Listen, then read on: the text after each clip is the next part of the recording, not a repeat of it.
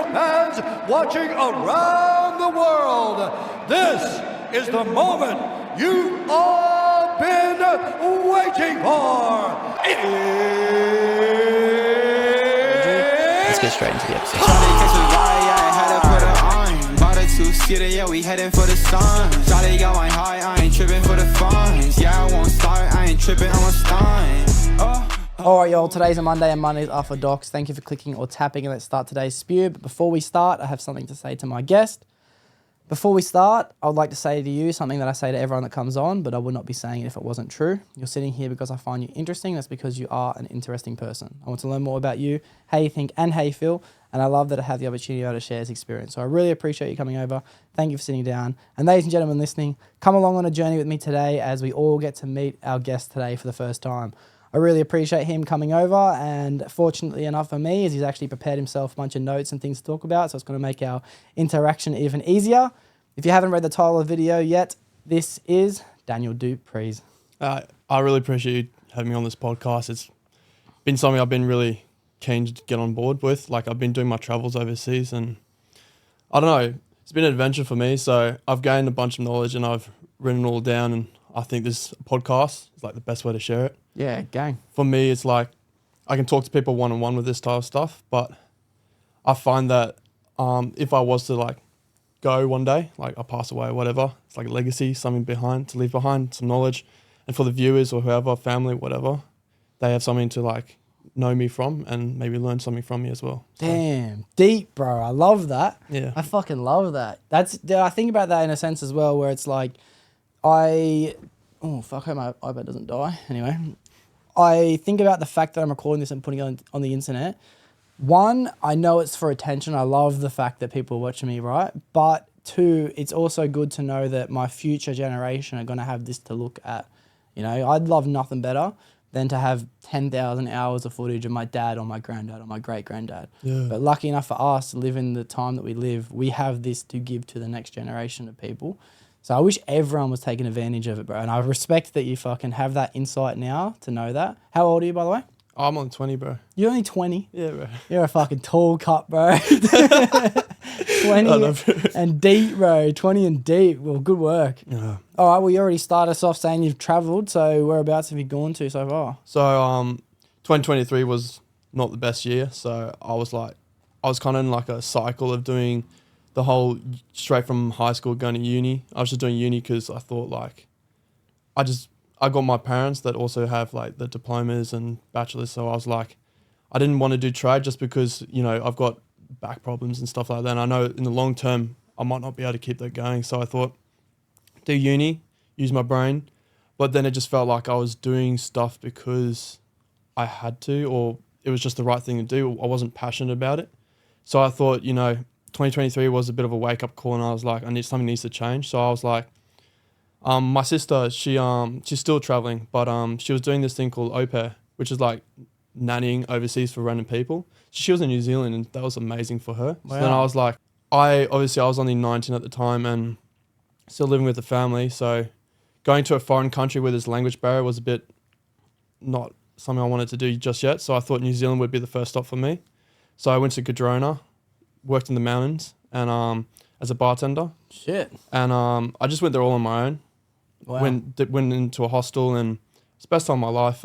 That's the part where, like, take me back a year or two ago, you probably wouldn't, I'm not the same person. Like, I just grew a lot. You meet so many different people from other parts of the world, and then you share knowledge and exchange. Even if there's a bit of a language barrier, you realize that there's a lot of things you guys have in common. There's ways to overcome language barriers just through, like, you know, your way you express yourself, and they tend to understand you most of the time. Yeah. And just because they come from just side of the world and different cultures, you learn a lot to open up your mind as well. So, fuck, that's cool. When you say you have the availability to communicate even through body language, is there some cultures that you noticed their body language was a different body language than us? And did you take things like offensively, even though they weren't trying to be offensively, just because of the way they, you know, kind of like, I can imagine some places of the world, they might be more aggressive or more touchy, or so I'm not that familiarised with travelling. I've gone on a few holidays. Can't say I'm a traveller. I go for fucking 10 days, I'm over it. Come back home. I can't handle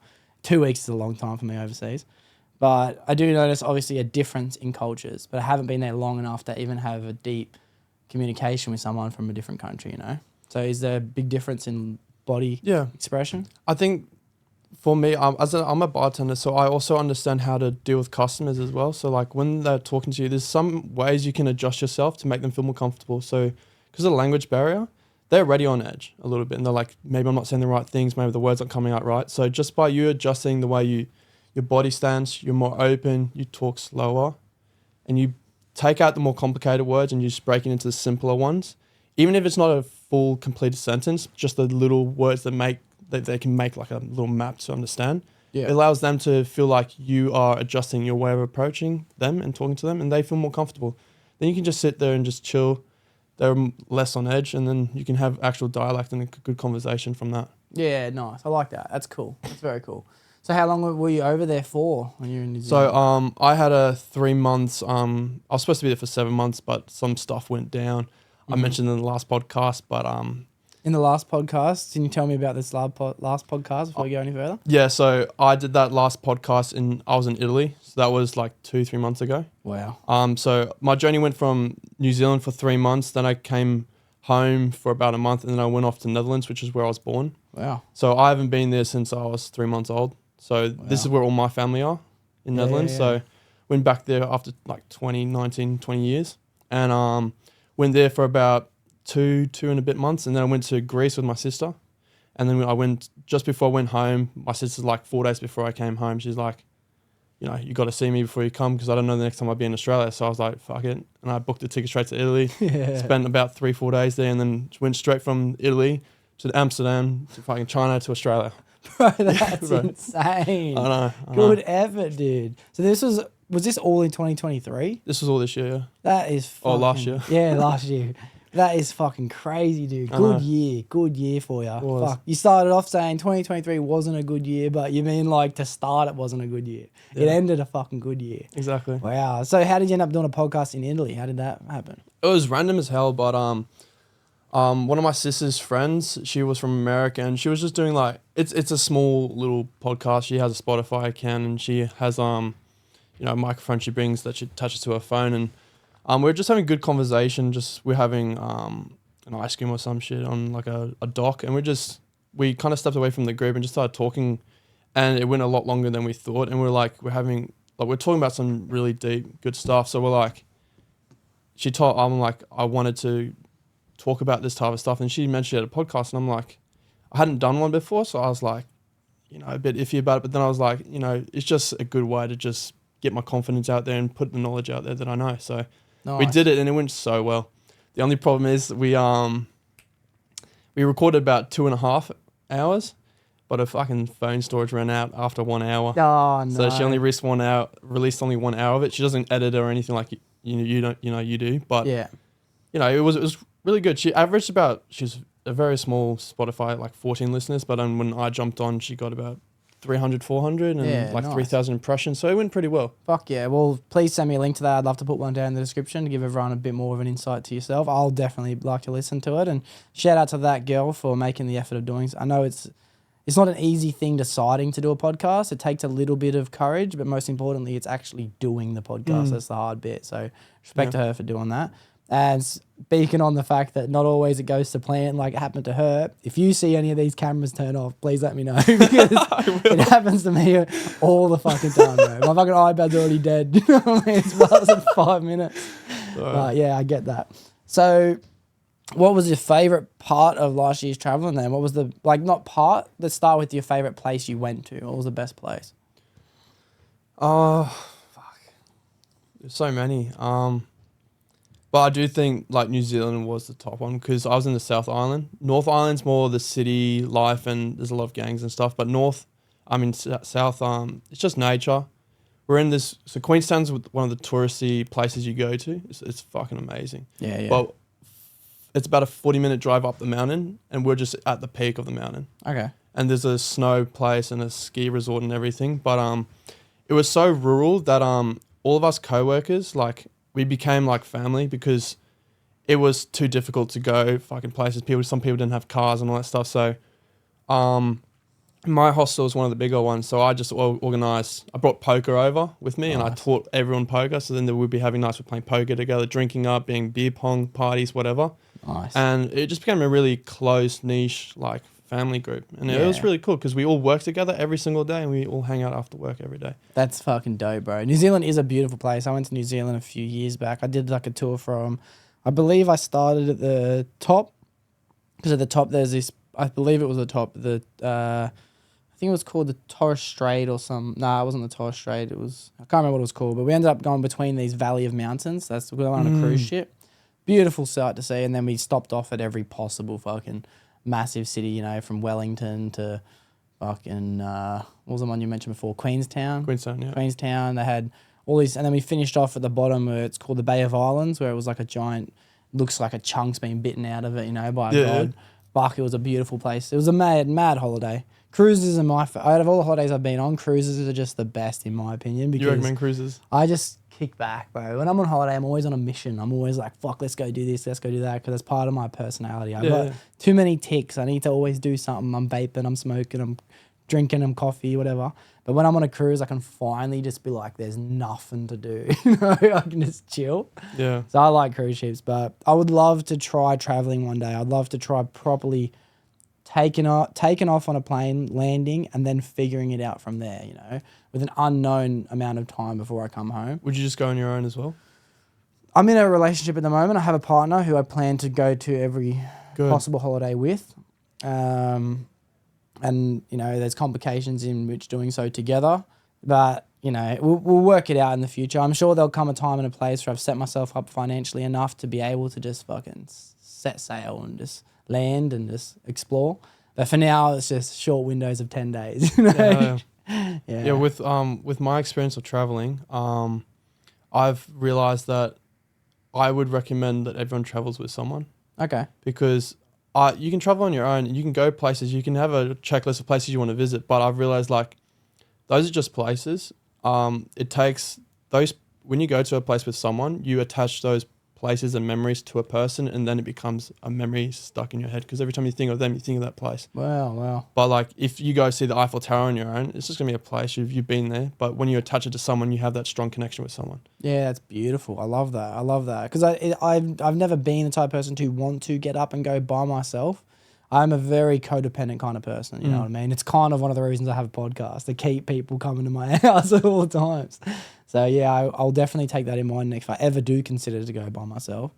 Now, I'm very curious to know what you've prepared, dude, for this podcast, because I don't even want to charge my iPad anymore. Right? I want to know what you think, bro.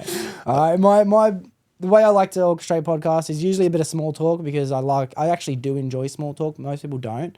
But it is a way to get to know someone. But I believe through deep conversation, you pretty much hit every nail on the head through small talk anyway, you know. I already know that you have a sister. I know where you were born now. I know what you've done through 2023 and what your parents have even got as education.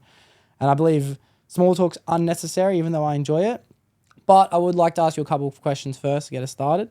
The first question I usually ask people is, how do you feel right now, currently, in this exact moment? Hungry, tired, exhausted, healthy, nervous? How do you feel right now?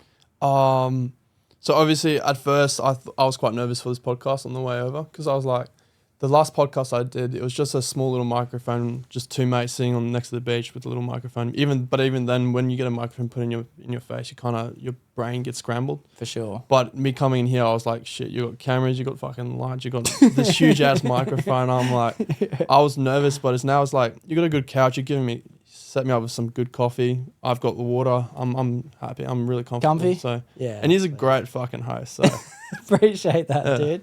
It's one of my goals I'm trying to achieve in life, become a good host. So I appreciate that a lot. I'm glad you feel comfortable. That's one thing that no one's ever mentioned when I've asked the question, comfortable.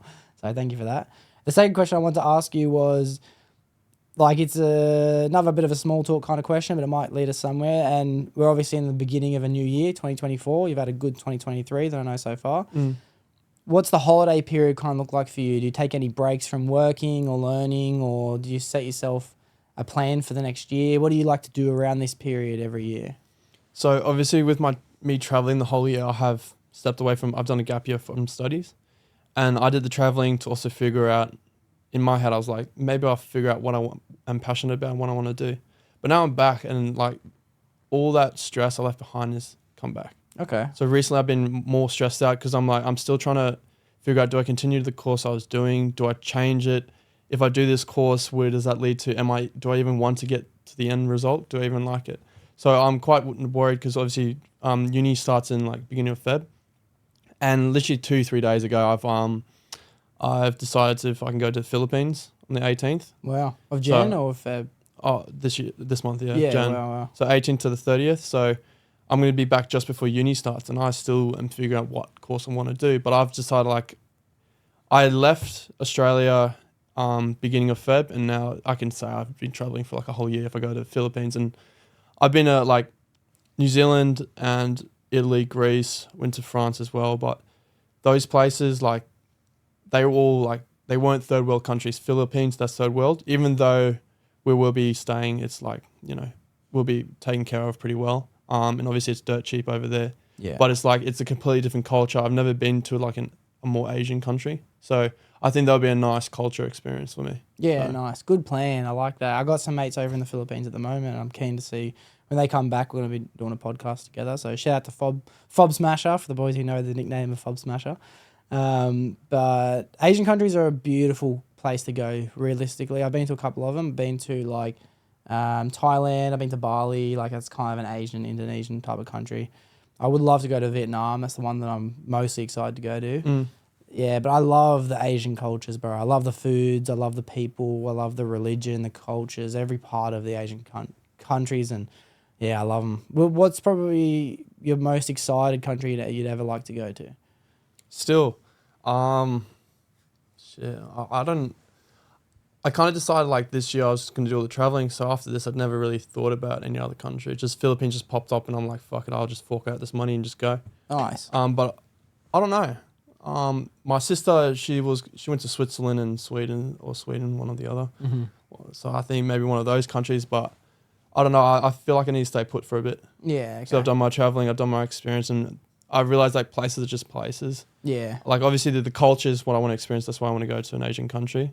But what I also love is like the Asian, like they have a completely different culture to the Western world. Like the respect, like respecting your elders. We're losing that over here. Oh yeah, dude. It's terrible. And when I come back and I see how like it's quite vulgar over here, I don't like it. Yeah. I like the idea of opening doors, and I'm quite old school in that Yeah. regard. Even though I'm quite young, I don't want to lose that old school way we used to have. But yeah, I just feel like the Western world's becoming more degenerate and lack of respect. People aren't being raised right, and Mm-hmm. I don't know, it's a nice like wake up call when I go to a different country and I get to experience that. Yeah. So that's why I just love the Asian culture so much. Yeah. Because I keep those old values. I get that. I think that another term that you can kind of use in a bit of a derogatory way for Western culture is also a positive as well, because it's almost an independent culture, being a westernized culture. Each person is an individual person. They're not attached to any tyrannical... Well, we are still under some form of tyrannical government control, of course, but there's no oppression when it comes to like, you're forced to do this, you're forced to say this, you're not allowed to do this, you're not allowed to say that. But in that kind of culture, it means that you let go of also family traditions. You lose any type of orientation of how to act, no manners, no chivalry, no this, no that. But each person on an individual level has their own right and responsibility to hold that up. So if you already have a feeling that you don't want to lose it, I have all the promise and belief that you're going to be that person as you grow up, and then you will raise children the same way. That's how I look at myself in that regard anyway. We've never had to grow up where it's like, this is how you treat women, this is how you treat staff, this is how you treat your friends and family even, for example. Because in my opinion, it comes down to having a bit of a godless society. When you don't have God within culture, you don't have as much love and respect as well. So as long as you have that as your key principles, I wouldn't worry too much about the fact that everyone else doesn't have it. Because as I said, you'll grow up with that same mentality. Your wife will have the door held open for her. You know, your friends are going to have birthday messages. Like, it's never going to go away as long as each person does their part, you know, which is what I try and live my life by, to as much value as I can. That was beautiful, bro. I appreciate that. I've just been thinking about it for the last, say, 2 or 3 months anyway, especially stepping into a new relationship like I did. you kind of start to pick up other good habits that you used to have when, you know, you were younger or you were trying to chase girls or shit like that. When you're not in a toxic relationship, you start to remember what it's like to be a good person, especially. So let's start traveling down this list of stuff you got on the iPad, dude. I want to know, like, what's information, what's good to you? What do you write down? All right, so there was one that I came up with. I didn't come up with. It's always been present, but it's like when it becomes when it's unconscious, and you finally like grasp the idea, and it becomes conscious, and you realize it. That's what I was doing the entire time I was in New Zealand. So over there, I was doing a lot of reflecting, and what I've realized is that I would analyze every experience that I had, and I'll be like, what? Well, I had a mate, his name was Ben, he was from Germany, came over here. Anyways, when I was in the Netherlands, he came from Germany and went over to see me again. So that was beautiful. That's awesome that you made friendships like that. Sorry to cut you off, but that's awesome. Yeah. That's the best thing about backpacking, because you make friends all around the world. Wow. And when you travel, you can meet up with them. Yeah. That's beautiful. But I'll be like hosting parties at my place, and then like with me and Ben was more introverted, and I used to be very introverted, but now I'm a bit more extroverted. But there'll be times in the party where I'm like, you know, everyone's having fun, but this is all meaningless. And then me and Ben would just piss off, and we'll just go to, I don't know, his place or whatever, and just sit and chill and just talk. And he would ask me, or I'll ask myself, like, if there was something that some way I reacted to a certain situation, like if I got angry at something, I'm like, I'll talk to him like, he should be a therapist as well, because he's allowed me to grow so much. But what I've realized is that every past experience influences every future situation. So I'll be like, why did I get angry at this person for saying this? And then I could reflect it to my past, and then realize like, I didn't react to this person because of what they said. It's because I attached it to some past trauma or whatever, and then I reacted extra because of that. So because I was able to make those connections, I was able to then realize when that next situation pops up again, I can then react to it logically and understand that this person has just said something. It's not related to my trauma in the past. And I remove that, I try and cut that reaction off. Damn, that's deep. I love that. I notice it in my own life too, especially when someone says something that makes me angry. I try and focus on why it made me angry, and usually it's from a place of ego. But it's a good point to be able to refer it back to the root of where that comes from. Just because someone else did me dirty, and it's another thing that I try and say in referring to any form of relationship, with friendship, with partnership, with business, with family, whatever, is just because one person did you dirty doesn't mean you need to take that feeling and give that to the next person who does something similar, because it's a completely different circumstance. I like reflecting as well. I definitely find myself doing it as much as possible. Reflection is the only way to grow. Otherwise, you're stuck in a cycle of never ever, evolving. And when you mentioned about your friend Ben, who should be a therapist, I feel like the best therapists are just the people who listen the most. You know what I mean? They don't really offer much other than a place for you to vent, which is what's fucking pretty cool. Which is why the podcast is a fucking therapy session for me every week. Exactly right, bro. Yeah. And what I found is that I find that when you allow, like I wouldn't say I could become I was interested in counseling and therapy and psychology, stuff like that. But I realized like, if I want to go down that route of career, then it becomes a job. And I don't know if I will lose my passion for it. That's why I want to keep that separate for like what I enjoy doing, like podcasts. This is something I enjoy doing. Yeah. But what I've realized is if you're trying to help someone, the only person that can help them is themselves. So if you ask them the right questions to allow them to think about certain things, they will make those connections with themselves and then almost heal themselves as well. Or at least they're on the right stepping stones to heal themselves. Because no one else can do that for them. They have to do it for themselves. But people can assist them. That's why a therapist should be. So Ben, he would ask the right questions, just do the right things, and even just let me just vent, and then I'll make those connections myself. And that's why I've become the person I am today. Yeah, that's dope. It's a shame that you can't help someone, but it is one of the flaws that I think we have inside our evolution of culture and tradition and society, that people have to make their own decisions to grow up and stop doing the wrong thing and all that shit.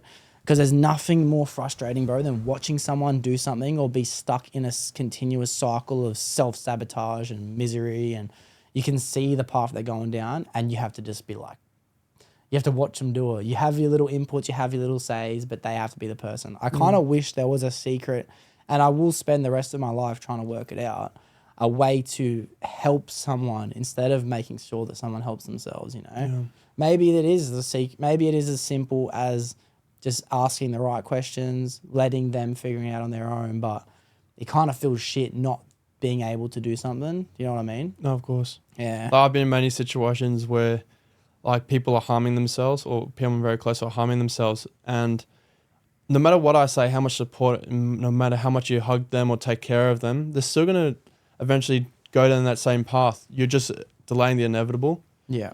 But obviously you can help them, but at the end of the day, it's their mental state, and you've just taken them out of that mental state for a brief moment. Then once they're in the next low, they're going to go back to it.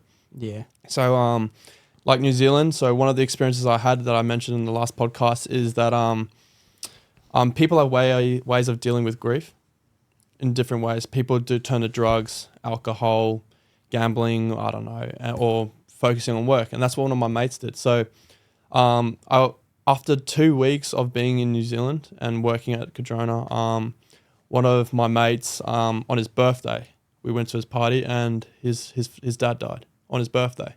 Wow. While he's overseas. And he originally left that area because he was not on good terms with his dad, but then he just had all this regret. And because when you're celebrating your birthday, you're at a high, and then when you get the phone call that your dad's died, it's just your whole world gets flipped upside down. And like we all knew that his dad died and we understood it, but it's just after a month, he went for a whole month of just working and just smiling. So we're like, it kind of goes away. Everyone forgot about it a little bit. Just this one night, I was in the shower at 2 a.m. Not sure why I was in the shower at 2 a.m. But yeah, I was in the shower, and I looked through the glass, fogged up, and I see my phone on the bathtub, and I'm like, who the fuck's calling me at 2 a.m.? So I know this is important. No one really calls me at fucking 2 a.m. So I get out of the shower. It's New Zealand, so it's fucking cold. Yeah. And I go out there. I don't even bother showering because I see it's Jack, and I answer, put it to my phone. I just hear him crying and screaming. So I'm like, this is fucked. He hasn't shown any emotion about this thing, and now I just hear him crying and screaming, and I'm sitting there just fucking shivering. Mm-hmm. And because he's not the type to open up, he hasn't told anyone about this stuff and how he's feeling. So when he was crying and screaming, I'm shivering. So he took it as me like giggling or some shit. Mm-hmm. So he's like, are you laughing at me, cunt, all that stuff? And I'm like, bro, I'm shivering. I'm going to come see you. I'll see you now. 2 a.m. I can put on 4 layers of like jackets and shit, and walked over to his place, and he was coming down the mountain, and all I hear is him just, screaming, kicking things. And then the best thing about like broship or whatever, or brotherhood, is like, I didn't have to say a word to him. I just gave him a hug. We just hugged for like 5-6 minutes, and he just cried in my arms. Yeah, wow. So I'm like, so I took that experience and situation, and I understood that his way of coping was focusing all of it into work. And he was coping, he had way too much coffee. Like he was having like quad shots, like 4 of them a day. It was ridiculous. We're telling him this isn't healthy, but he's like, I need it to keep going. And it's like, if this is your way of coping, you can do it. It's just like, I would obviously try and tell him not to. If he asks for a coffee, I'll make sure it's half that. Yeah. But like, there's not a lot you can do until they finally explode. And that's the problem.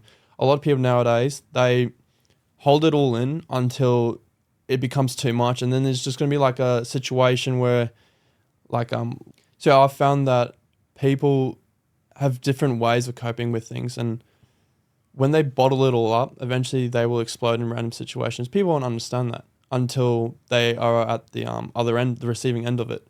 And then obviously they might take it differently. But what I've realized is that people have their own experiences, and you won't understand the full picture. But if you spend time just letting them calm down, relax, talking to them, eventually they'll open up and explain what's going on. Because I know that people will just take it as an offense, like they've just exploded at me, how dare they, and then retaliate. Yeah. That's probably the worst thing you can do. Because I found that you shouldn't take things personally. Like people might say things to you that might feel like an attack, but they're just saying things that they are angry in the moment, and they're using you as a venting point. Mm-hmm. So if someone's angry at me, obviously I've got self-respect and all that stuff. So if they take it too far, obviously I'll know when to shut it down and stuff like that. But when when it becomes personal, I will either try and talk to them about it, like, why do you do this? You know I'm a good bloke. I'm always going to be there for you. But like, I just want to make sure you're okay. And from there, that's where you gain a lot of their respect. Even if it's a random person, you gain their respect for just dealing with their explosion, and then also being able to be there for them as well, which is not something that a lot of people can do. People just say fuck off and piss off and just never want to talk to them again. But Yeah. what I've found is that I don't like having people that I can't be myself around. So I tend to either fix a situation or talk to them about it, or it's not in my character to be like, I need an enemy. I don't know anyone that I don't have an enemy with. So Yeah. I think that's very important, just being able to cope with situations. Yeah, definitely. I think I got a couple points to make about it is that it is a shame, obviously, that people feel like they need to get to the point of explosion before they start not just dealing with it, but opening up to people about things like that. And, the good point you made was that people dive into things like drugs, alcohol, gambling, working, for example. And what these things all are just distractions from dealing with it. And I think it's okay to have a distraction as long as your distraction is self-beneficial.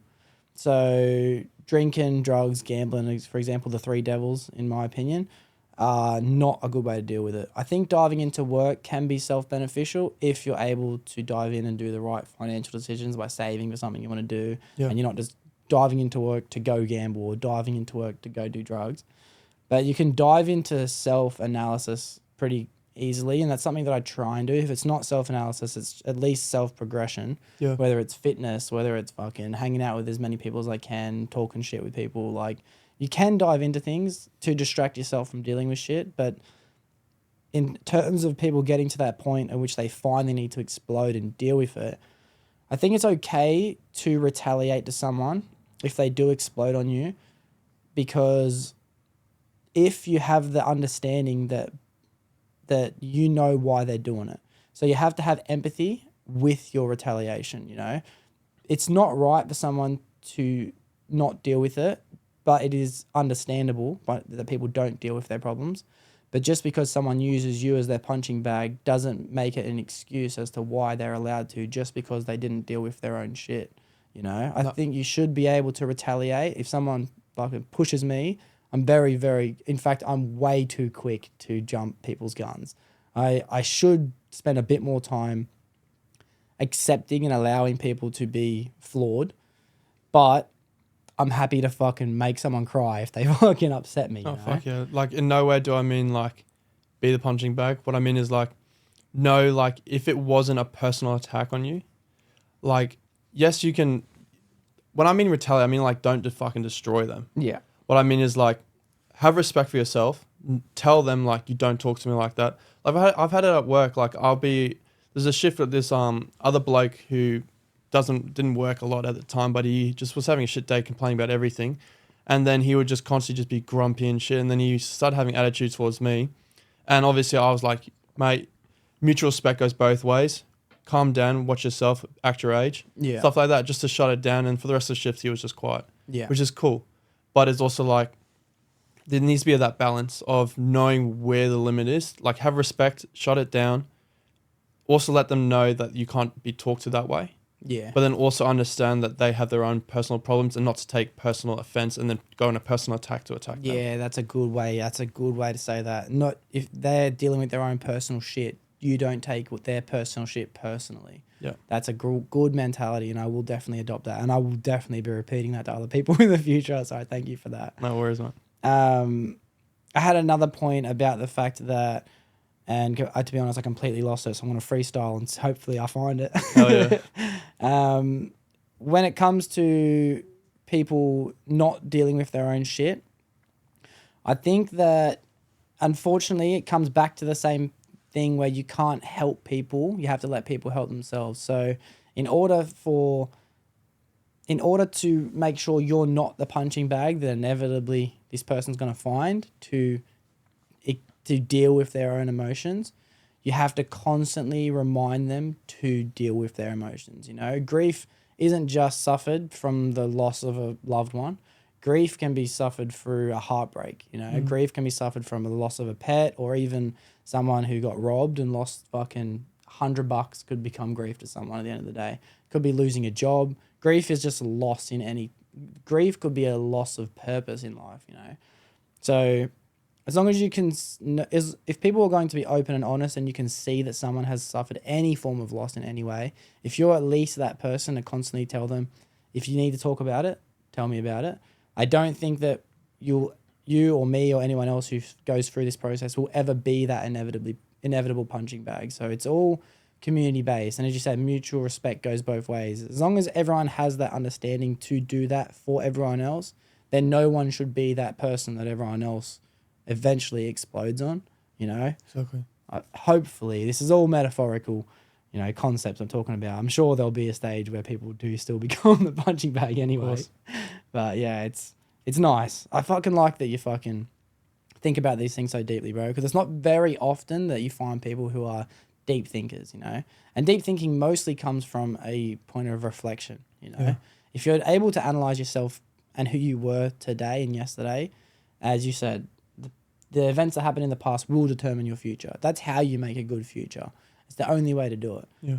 Fortunately, I can use an example of every time I have a conversation like this, I go back and I get to watch it again and edit it. That's like my reflection process without even having to think too deep. That's beautiful. I love that for you. You know, and that's just lucky at the end of the day. Don't get me wrong, it's the fruits of my own rewards through actually getting up and starting the podcast, but it's still fortunate enough that happens to be a result in which doing so.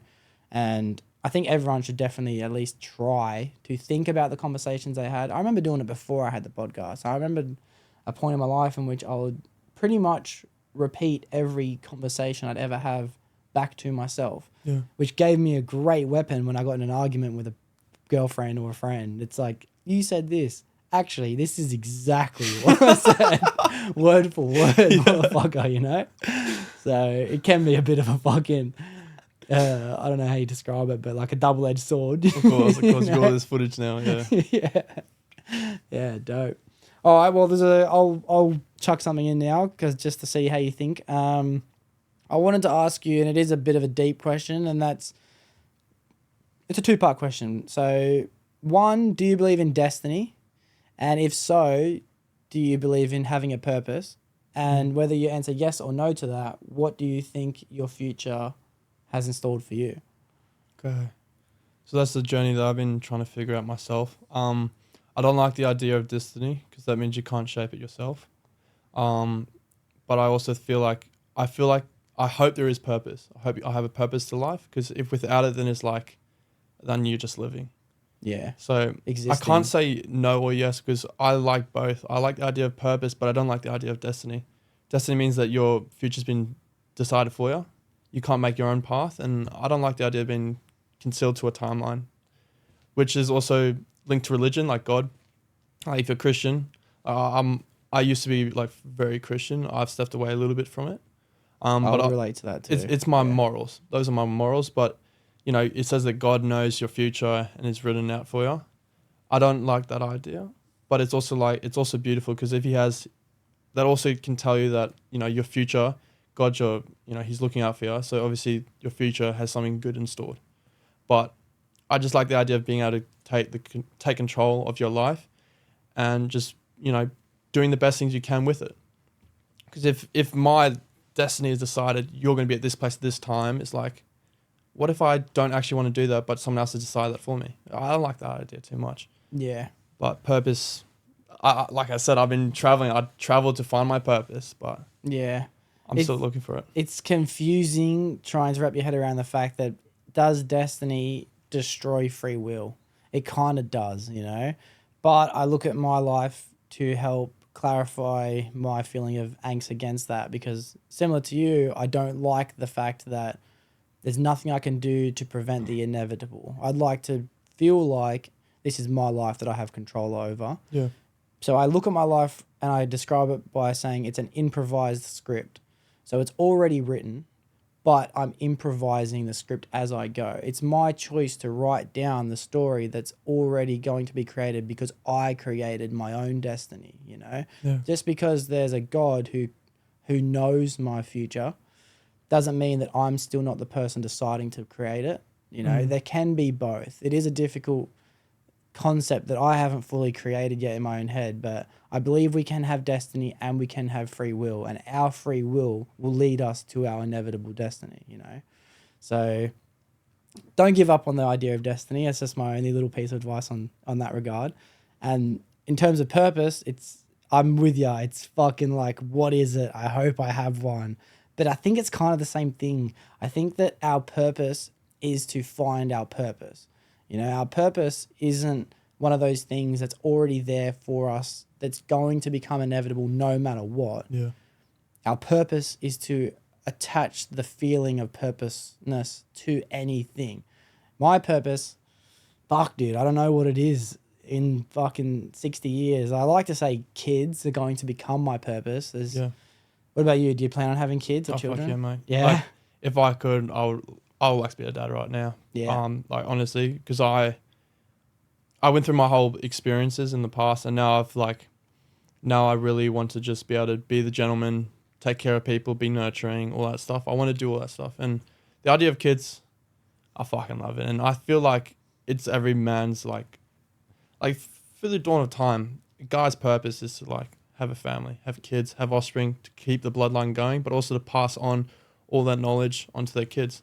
And also it's like, I think it's beautiful to be able to shape, you know, your own kids into the people that they are in the future. And that will be like representing you. Yeah. Those kids would be a representation of you and also your mother. Yeah. And the best of both worlds would come, and your kids would be the, you know, beneficiaries of that. Yeah, definitely, dude. I'm the same. When I was 20, believe me, I wish I had kids already. I'm 25. I'm glad I haven't had them yet. Right? Trust me. Now I'm at the point of mid-20s. It is a bit of a scary part of your life to enter when you haven't got that immediate grounding of foundation of like, yep, my family's on its way 100%. When you start to get to mid-20s, you're like, fuck, man, where is it, bro? You know what I mean? I can see 30, but I can't see anything else, bro.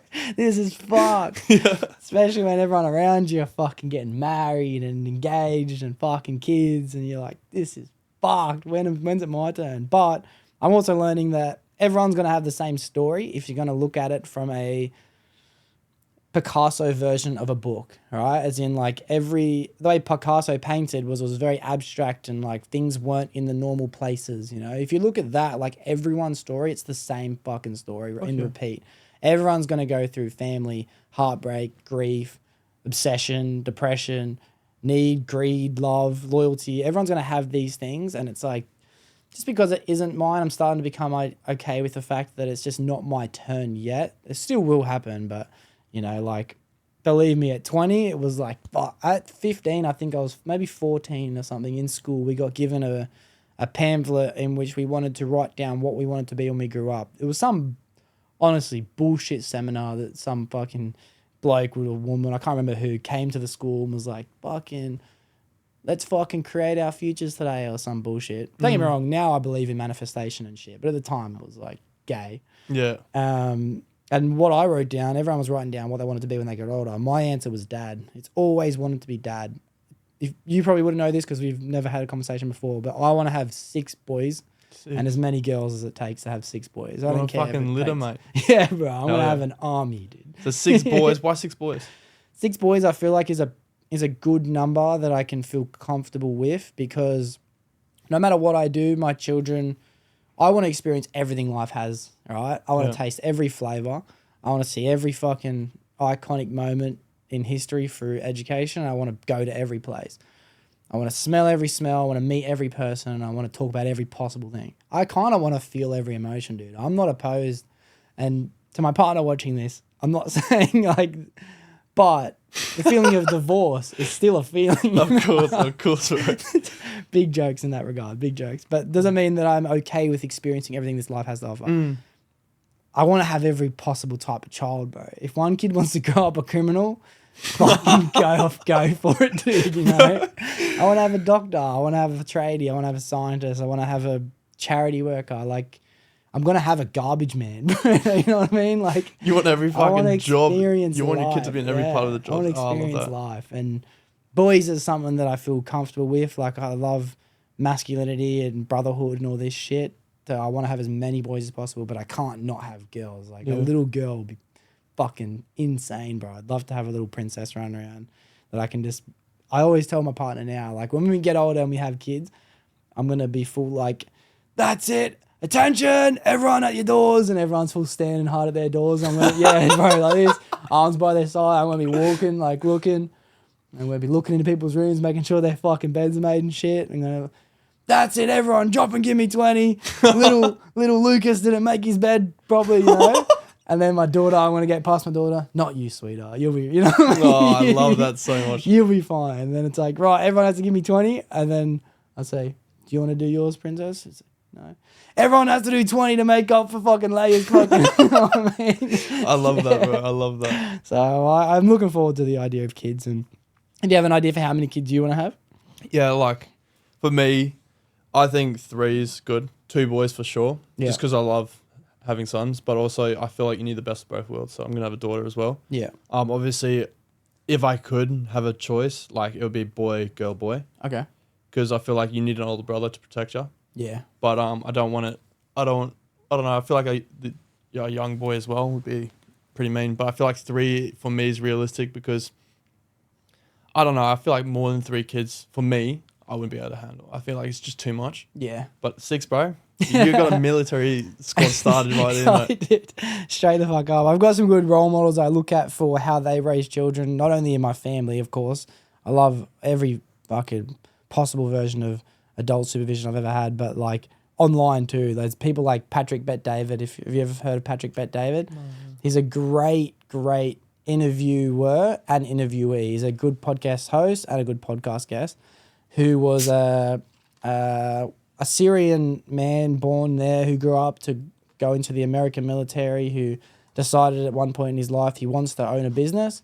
So he read 1,000 books on opening a business before he opened it. 1,000 books. 1,000 books. That's crazy. Just a short amount of years later, probably about a decade, he sold this business for $100 million or some crazy profit. And now he just gives people the platform in which they can come, and he spreads great messages about how to live your life. So the way he raises children is a good place to look at. So I'll definitely put a link in the description for anyone who wants to check out Patrick Bet-David and the things he talks about. I'll be checking that out as well. But what about what's more important to you, the number of kids or the number of type of kids you want to have? What if you go ahead and have 3 girls in a row? You're going to continue to try and have more boys? That's what I'm worried about, eh? Is it a worry, or like what's more important? For having sure, like 3 or having the sexes? I feel like, I don't know, I'm very protective, and especially when it comes to like my sister, if I'm out and there's girls, like I'm very protective. Like if I used to go to the club a lot, and if we had girls with us, we're very protective. If there's a guy there was a time where guys would knock our girls over, and we're fucking throwing hands. Yeah, nice. Like I don't like the idea of too many girls. That's why I'm saying 1, because I can focus all my protectiveness on her. My boys can be raised independent and strong.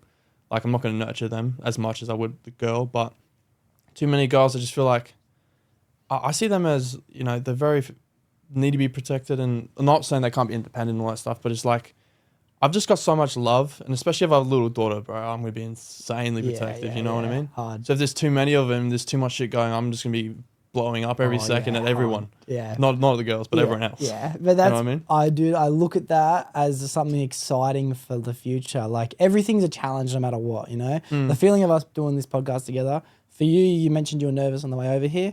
I can't lie, there's that little part of nerves for me too, meeting someone for the first time and hoping everything's on cameras, fucking this, that. Even making a coffee for you, you know, hopefully it's not too shit. Like everything in life is a challenge. So I see any obstacle the future might hold with fucking like the feeling of rage and frustration and shit as like, fuck yeah, let's deal with that challenge, because the feeling and overcoming that challenge is such a fucking good feeling, you know? So it's like, don't be scared of the fact that you might have many girls. But what if you do have 3 girls in a row? Are you going to have boys after that? You know, that's my question for you. That's actually not something I've actually thought about. I've always just thought like it's going to be a boy. Yeah. But now I think about it, like my mate said to me, nah, fuck that. I don't breed bitches. I was like, that's gold, dude. That's crack up. Yeah, like obviously that's quite scary, but I need a boy. Yeah. Okay. If So I'm keep getting going. fucking 10 girls, I'm getting a boy. Nice. It's See? happening. But That's the then answer I that want. boy's got to protect all 10 girls. It's going to be fucking Yeah. this whole life journey just Yeah. protecting his sisters. See, I like that answer, dude. That's what you want. You want to have the sexes. You don't really care about the numbers. You have a preferred number, but you want to have both boys and girls. I want both, yeah. So keep pumping them out, bro, as many as you can. In our trade, we have this thing called, because I do refrigeration for my trade. That's what I do for work. So I build, at the moment, I'm building supermarkets, everything cold inside a supermarket. Fridges, freezers, cool rooms, ice machines, whatever it is. And we have this thing called the Friggy curse. And every Friggy's child is a girl. It's just rinse and repeat. You know, you have your exceptions to the rule. Every now and then, a boy is born.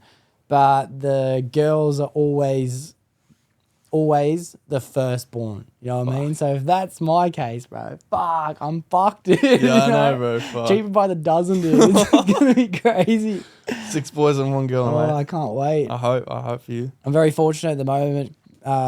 Very fortunate lately to have met a partner whom we both plan on having a massive future together with. You know, she's happy, and she said to me, and these words meant so much. She's like, "I'll give you all your boys." She's like, this is what's going to happen. So now I've got that feeling of comfort and safety behind it. But before, it was like, mathematically, I was trying to do the equation of like, right, well, this is how many kids most women want to have.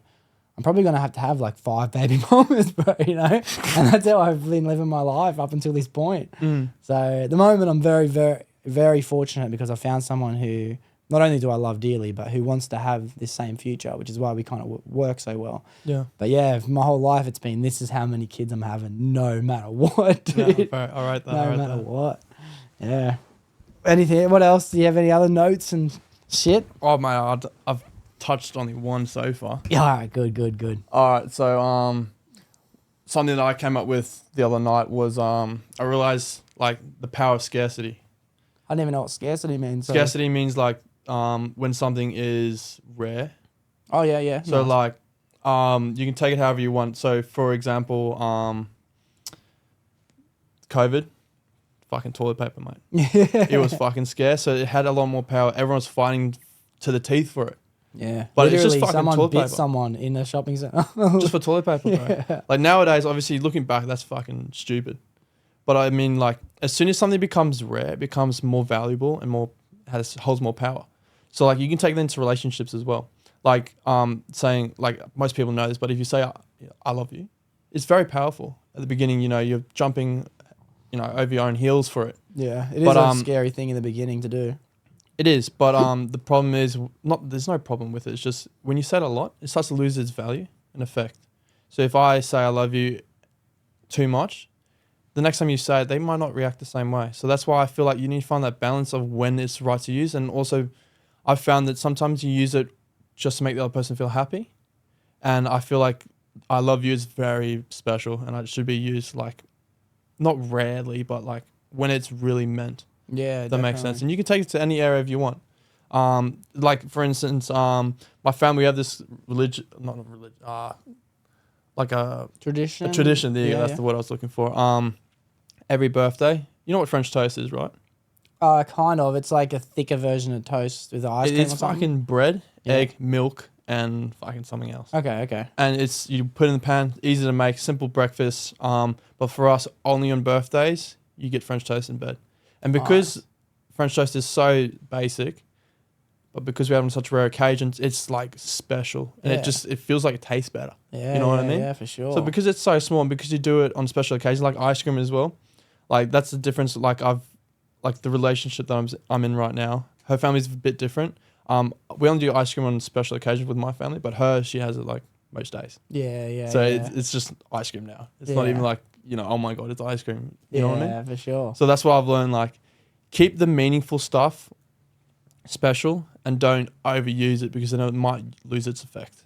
That makes Yeah, sense. I get that, dude. When I find myself finding a nice meal, I'm the type of person to run that meal to the ground, bro. Like, I'll eat it every day for fucking 3 months straight, and I never want that meal again. Exactly. I've done that with so many meals. When I used to drink alcohol, it was the same thing. I used to pick an alcohol and that was the alcohol and I'd drink it until I blacked out eventually and then I could never have that. I ran out of alcohols, dude. You know what I mean? Like, it's like there was nothing left. Couldn't do vodkas, tequilas, fucking wine, champagnes, beers. Everything just had a fucking bad memory attached to it because I just didn't do what you're saying. Keep the scarcity of fucking rare moments and rare opportunities and rare flavors even. Fuck, Exactly. I need to fucking definitely start doing that.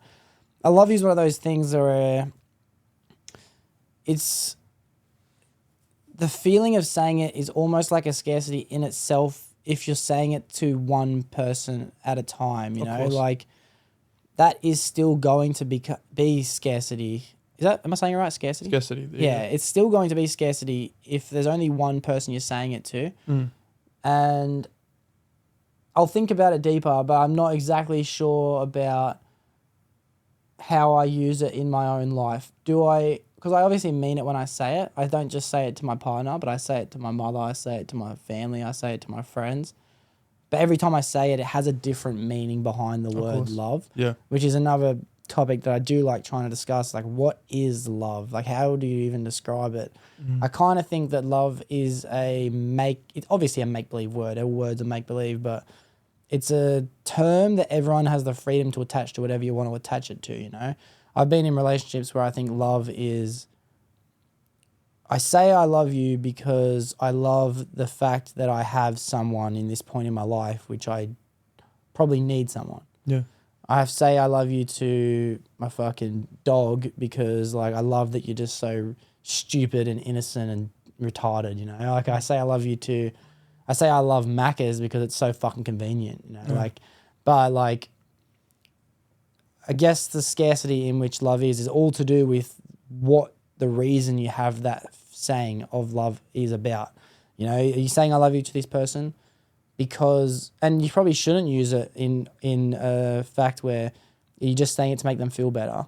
Are you just saying it because this is the same point in which every day we say it by tradition or, you know, hang up the phone, love you. Are you saying it because you just busted a nut and you're like, fuck, I feel so good right now, you know what I mean? Maybe keep it to the times in which it is really fucking necessary to express what you think love means with this one person. If you can say I love you to your missus the same way you could say it to your friends, it's not really scarcity anymore, eh? I like that you said that because it made me think about the word as well. I think I love you is more the connection and the feelings you have for that thing or person. Yeah. So obviously it's different. It fluctuates between each person and different, even your dog. But I mean, I love you is basically the amount of connection and feelings you have towards that thing. Like if that thing disappeared, you'll be hurt. Because those memories, I think it's memories, feelings, and attachment to that thing is what makes you love that thing. Yeah, and it's also such a wide variety of things that you can attach the love to. It could be the feeling of laughter that you have with one person that makes you love them. It could be the feeling of offering that this one person has with gifts that makes you love that person. You know, it's such a fucking unique word that you kind of have the freedom.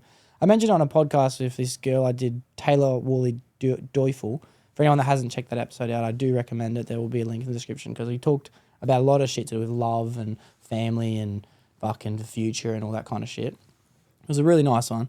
But she says, what do you think about the person who kidnaps someone because they love them and they tie them up and put them in their basement? Do they love that person?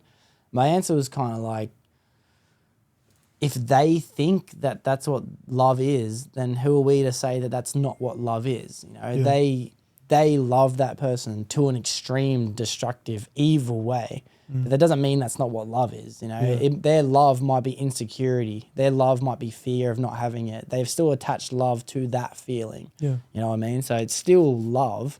It's just not the same expression of love in which we would choose to do to someone that we love, you know? Yeah. I think, love is definitely subjective. So subjective is like how people interpret it. And obviously that's also, like I said, with the past experiences, influences how you interact with future situations. So you can maybe even analyze why you love this thing. Maybe it's to do with something from your past or maybe the way you were raised. Like for me, I found that I love certain things very different to how other people might love something. It's because of how I was raised, my values, all that stuff. So I think that all takes into account of what my subjective belief in what love is. Yeah. That makes sense. So it's very different. Our two ways of loving something might be completely different. I believe they would be. But we can easily relate to them, you know what I mean? That's the crazy thing about life in general. Like, I don't even know realistically if you see the world the way I see the world. If you are dealing with emotions the same way I'm dealing with emotions, but we still have a mad gift as people to be able to recognize real, you know what I mean? Real recognizes real, as Tupac fucking greatly said. Fuck yeah. But, like, again, everyone has the freedom to choose to love however they do want to love. I'll go and add a side note to that by saying, like, as long as what you're doing isn't affecting anyone else in a negative way. You know, I think that's an important point to chuck in there. But I do really agree with the scarcity part of that, where identify what it is that you do love about someone. You know, maybe you don't even love someone in the way you think you do. And that could help a lot of people who are in toxic relationships, bad fucking situations in life. If they feel like, oh, you know, they do treat me like shit, but I love them. If they were to dive deep into what that feeling is of, like, I love them because if without them, I would have no one. You know what I mean? Then they're attaching love to a feeling of insecurity or lonesome or whatever. Then they might be able to get themselves into a better situation. Yeah. So keep the scarcity, but also dive deep into fucking what it is that you're fucking saying it for, you know? Yeah. Yeah. I think love's a very spiritual word, because I think scientifically they haven't even got a point in which they can figure out where it comes from within the human mind. You know, I think that's the science behind love. I don't know if it's something that can be measured. It's kind of like cute. When you see something that's cute, I know for me it's easy, but other people don't understand when I say this. Like, when something's so cute, you kind of want to fucking, like, squeeze your hands together and even smash it. It's so cute. Like, I don't mean literally, but I mean, like, something so cute that it's. I think that's because in the point in which the human mind, that feeling they're trying to find is, it's actually so close to the point in which you don't understand. It's the same feeling of not understanding something or not being able to comprehend it as what they describe cute is. It's actually a point in which your brain's like, I have no fucking idea what that is. That's why something's so fucking cute, where you want to squeeze it and hug it and fucking, like... I remember when I was in primary school, I'll never forget this. A girl said about puppies. She's like, oh, we had a litter of puppies. Fuck, they're so fucking cute. I just wanted to put them in a fucking pillowcase and fucking smash them.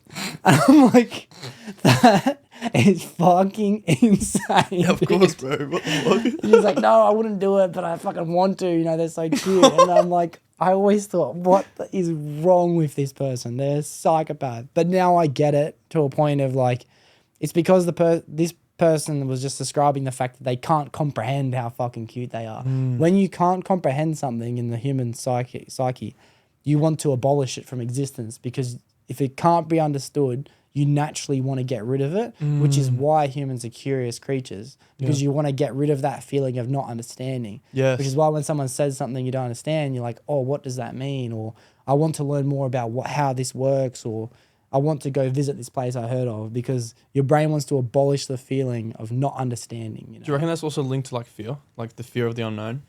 I think so, yeah. I think it could lead people into the curiosity of the unknown, definitely. The fear of the unknown is a fucking great fucking wide discussion. The fear of the unknown is kind of like... I personally don't have fear of the unknown, because I'm comfortable enough, because I've created my own conclusion to what I think is the afterlife. If that's what you mean by the unknown, like the afterlife. Yeah. I think I'm pretty comfortable with my outcome of what I think the afterlife is. But everyone, do you have any idea of what you think the afterlife is? So obviously, you know, I was raised in a religious Christian family. So obviously I have my foundations, but I just know that if you do, obviously no one can be perfect, but I mean, if you live your life in a way that you have a positive impact on other people, I mean, like, just live your life like that. And I think that's why I feel like religion is important to most people, because it allows you to have your morals. And I think without religion, I think there'll just be chaos, because there's no right or wrong. There's no impact or consequence to what your actions are. Yeah. So I find that just live not a righteous life, but a life that you can be proud of, which is also linked to one of my other notes that I've made. It's good segue. I like this. Keep going. It's a good segue. Yeah. But it's being proud of what you've done and the impact you've had on other people's lives without having any regret, I suppose. Obviously, everyone has regret, But I mean, living your life in a way that you can be proud of what you've done. I mean, that's the best you can do. And then the rest is just up to, fate or whatever, whoever the high power is, God, whatever. So I feel like that's also linked to one of my other things is like, what do you think, how do you like to live your life? Because I know a lot of people like to chase happiness, but I feel like happiness is like a drug. Keep going, bro. Keep going. So what I've learned is I've heard it somewhere. I'm not going to mention his name because I know who Andrew Tate is. Yeah, him. Yeah. But I found, like, I know it's very controversial with what he says, but I know I take lots of parts of what he says that I've like very like gems. Yeah. He says you shouldn't live a life of like searching for happiness. You should live a life of searching for things that you're proud of or doing things that you're proud of, because that's long-term happiness. Because every time you reflect on something that you're proud of, you intrinsically have long-term happiness inside. So I feel like that's how I'm trying to live my life. I'm not trying to chase this. Obviously, I look for times when I'm happy. I'm trying to find those highs as well. But I mean, I feel like it's more important to find things that you're proud of and do things that you would be proud of. Because that in the end, in your future, you can reflect on these things and know that you did the best you could and you had a positive impact and you benefit yourself. That will obviously, you'll feel happiness inside. Yeah, definitely, dude. The dot points I fucking dropped in as you were saying that, I agree with every single one of them. Andrew Tate, for starters, being one of the people I look at for inspiration or motivation or even guidance. Doesn't mean I take everything he says as literal parable, but I believe in steganography, which is a word that my mate Scully, shout out to Scully, taught me. Have you ever heard of the word steganography? Mm-mm. It means to, I might be saying it wrong, but it's about the same words, steganography, that it's a meaning, a message hidden within inside of a message. So everything that he says, just because it was controversial or illicit statement, doesn't mean that you can't find the truth hidden within inside of it. And I believe he has grown as an influencer a lot in the last few years, and most things he says today, especially when he's a guest on other people's podcasts, are fucking gold. Everything he says is a fucking gem. Yeah. Obviously, I'm not a massive advocate for the fact that women only belong in the kitchen and all this fucking bullshit, like every man can possibly agree with. But again, I do understand why he said it. It was a good rise to fame. Now, I have a question that I will ask you at the end of the podcast. It's the same question that I ask every single guest. I'm not ready to ask it to you now, but once every 10 episodes, one of my mates comes on and they host the podcast. And lately it's been a bit more of a fucking I'm taking over kind of thing, but it's the goal to let them host the podcast. Yeah. And my mate Joshua Nix, shout out to Joshua Nix, he asked me the same question back that I ask every other person. And that's, I won't give you the question yet, but my answer was exactly like how you just said it. It was to do with the fact of happiness being such a meaningless feeling. Yeah. Because again, it's a fleeting feeling, just as quickly as any, because happiness can come from, as I mentioned before, McDonald's. The convenience and the taste and the shit of McDonald's. But again, there's so much negative connotations that come from eating McDonald's. Happiness is from fucking jerking off. It's from gambling. It's dopamine at the end of the day. Yeah. MDMA creates happiness, Doesn't mean that you should be chasing happiness. If you're just chasing the fucking feeling of MDMA, you're going to die, Yeah. How's that happiness? But pride is something that lasts a lifetime. So I honestly don't remember if I had this mindset or if I did get it from Andrew Tate. I'm happy to give Andrew Tate the credit for it. But I do live my life in order to chase pride. Happiness is not something I'm honestly concerned about, especially as a man. A man's job and purpose, if you want to use that word, isn't to be happy all the time. It's to have responsibility. It's to look after your wife, your children, your friends, your mother, your dad at certain ages, your dog, your fucking horses, your rabbits, everything. You have so much responsibility as a man to look after, and on top of that, yourself. You still have to be the greatest person out of any single realm of responsibility you have to be able to be a guider, not just a responsible giver. So pride can only come from having responsibility and attacking each single task you take with 100% focus. Okay. I don't feel like in life you have to dive into one thing with 100% in order to succeed. Yeah. I believe that is a cheat code to success, like a UFC fighter who wants to become champion. If he devotes his whole life to the UFC, then obviously he's going to become champion, if he really does. if you want to become the greatest or the fastest runner, or you want to help your team win the championship for that year, or even the greatest songwriter or book writer, or even if you're just a researcher, you want to become the greatest researcher of all time. I don't necessarily believe that you have to dive 100% into it, but while you're doing it, you have to give it 100% focus. Yeah. Every task in life deserves 100%. If I make my bed, it better be close to 100%. You know what I mean? I'm not going to give some pathetic effort, but my goal is to get it to 100% in which it can look. When I'm having a podcast, I want to give it 100% focus. If I'm fucking cleaning, it better be 100% clean. I think to answer your question, which is a long answer, how do I try and live my life? It is to try and achieve pride. And how I try and achieve pride is by giving every task 100% effort while I'm doing that task. It's not necessarily like I'm 100% in, but when I'm in something, it's 100%. Yeah. What I've also learned is that with happiness, you can't have happiness without sadness. And that's what people don't understand. I feel like if you're always searching for happiness, you can't ever understand happiness without feeling that low. You have to go through sadness to feel that happiness. So that's why I feel like if you aren't, that's why I don't believe in chasing this happiness, because it's always up and down. You can never maintain it. And if you maintain happiness, then it just comes numbness. Yeah. It's not a real feeling. So I feel like if you're proud, like you said, you doing your bed 100%, when you come home and you see that bed's 100% done, you're going to feel intrinsic happiness. Yeah. Intrinsic means inside. Yeah. So I feel like that is why I'm trying to live my life. Obviously, I'm not perfect. I'm still young. I'm still trying to figure out everything, but I'm trying my best to live this way, like being proud. Like when I was in Europe, I had a lot more free time. So there would be like, it's small things like I'll see a grandma that's barely able to walk across the road. I'll put my arm out, walk across the road to her home. But then afterwards, even though she said thank you, whatever, like after just me doing that act, I'd be like, I feel proud of what I did. I know I was raised right. And I feel like if whoever's looking over me or my parents, whatever, if they saw me doing that, they'd be proud of me. And that made me so happy. Yeah. And that was just me doing an act of kindness. Yeah. So I feel like we need more of that in today's society. And I feel like people should also, that's why I'm hoping if people listen to this, they might also change their life to live that way as well. Yeah. So I feel like if we're all being positive and impacting each other in a good way, we're all going to be happier, I suppose. I like how you said that you kind of brushed over the fact that she said thank you to be, and you still felt that feeling of pride, because it's not the gratitude in which someone gives you in order to feel pride, like, yeah, it obviously goes a long way when someone says thank you. And I think that everyone should always be grateful and constantly remind people of what they're doing.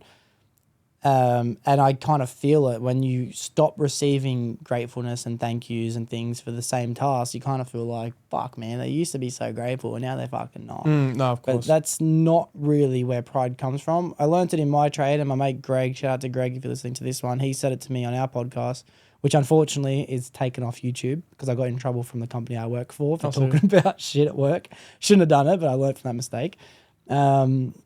He said that one of his tradesmen broke down the simple truth about our trade is, if you're doing this in hopes that someone's going to say good job or thank you for the effort you put in, you're in the wrong trade. Yeah. And that kind of, I talked to my dad about that, and he said that's every job anyway. You don't do things hoping someone's going to say thank you. You do things because it should be done. If you try and live your life it's like the old saying that, like, I've done it, and I don't like to say I've done it because it's not really the reason you do it. But if you pay, I think it's called pay it forward. So if you go to McDonald's drive-through, it's the third time I've referenced McDonald's. Shout out to McDonald's in this podcast. If you go through a drive-through of any kind and you say, I would like to pay for the person's meal behind me. If you drive away without even looking in the rearview mirror to see their reaction, the feeling is actually better than if you did wait and see if they were grateful or waved or anything, because at the end of the day, they might not even. They might just know that you paid and then not give you a thank you. And then you're fucking pissed off. And then you won't do it again. Then you won't do it again. But if you do acts of kindness without hopes of gratification, that's when you can truly feel proud about the fucking shit you're doing in life. Because how many times as a kid did you personally ever really thank your dad or your mum for the efforts they put in? Me personally, I fucking didn't. I was a dumb kid. It doesn't matter how much effort my family did put in raising me, whether it was looking after me when I got suspended, packing my lunches for school, fucking cleaning the house, making me dinners. how often did I really be grateful when I was growing up? It was fuck all. You take for granted. Take it for granted. It's until you get older that you realize it. So if you're going into adulthood, especially raising children, with the feelings of wanting gratification and praise and worship, I get it, mate. you're going to be fucked, dude. I'm already getting ready for that. I'm like, these little ungrateful cunts, bro. There's going to be fucking so many of them too. You know?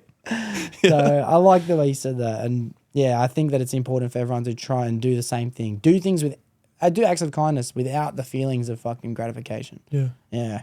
Because it's kind of preparation for children. Yeah. You know? And if you can remove that link to gratification from it, you can also, you get your happiness from just you doing your duty as a guy. Like I've got a duty to take care of people. If I see someone that's in need, I'll help them. Even if they don't say thank you, just my duty, my responsibilities, by hitting those things, I will feel happier inside. Yeah. So that's why I think it's good. If you can remove gratification, don't think that's just a plus if it happens. But if you just do it, you will get happiness just from the acts that you do. Yeah. So I love I love what you said, bro. Yeah, thanks, bro. I feel it anyway in my life, you know what I mean? And it's kind of like, it kind of relates back to a sense of purpose, you know what I mean? When you're doing things because it needs to get done. And if you decide something needs to get done because it's your job as your own given purpose to help someone if they need help, to someone spills fucking shit like papers on the floor, if you know it's your job that you've given yourself to help that person, that helps you find more purpose and meaning in your own life, you know, which is everyone's own responsibility to find. Yeah. And it kind of comes down to, like, I see it in tasks. The more tasks that I have and the busier my schedule is and the fucking less free time I have to do shit like fucking sit around and procrastinate and watch fucking the same fucking episodes of How I Met Your Mother or The Office on repeat, the better I kind of feel as an individual, you know what I mean? Every little fucking the hole that the dog digs in the backyard or fucking shit that I have to fucking clean up or piece of fucking food that got spilt inside that I have to clean up. It doesn't matter what it is. Like each little thing that I do makes me like happier, you know what I mean? It's a weird link between fucking happiness and pride and responsibility and tasks. It's a weird fucking link. I don't know. I'm still trying to figure it out. But that's what I'm here to do, try and figure it all out. It's okay, right. Yeah. It's beautiful. Yeah. Hit me. All right, so another thing I've learned while I've been traveling is when it comes to arguments and fights, I've started to realize, like, it's not them fighting you, it's just truth colliding.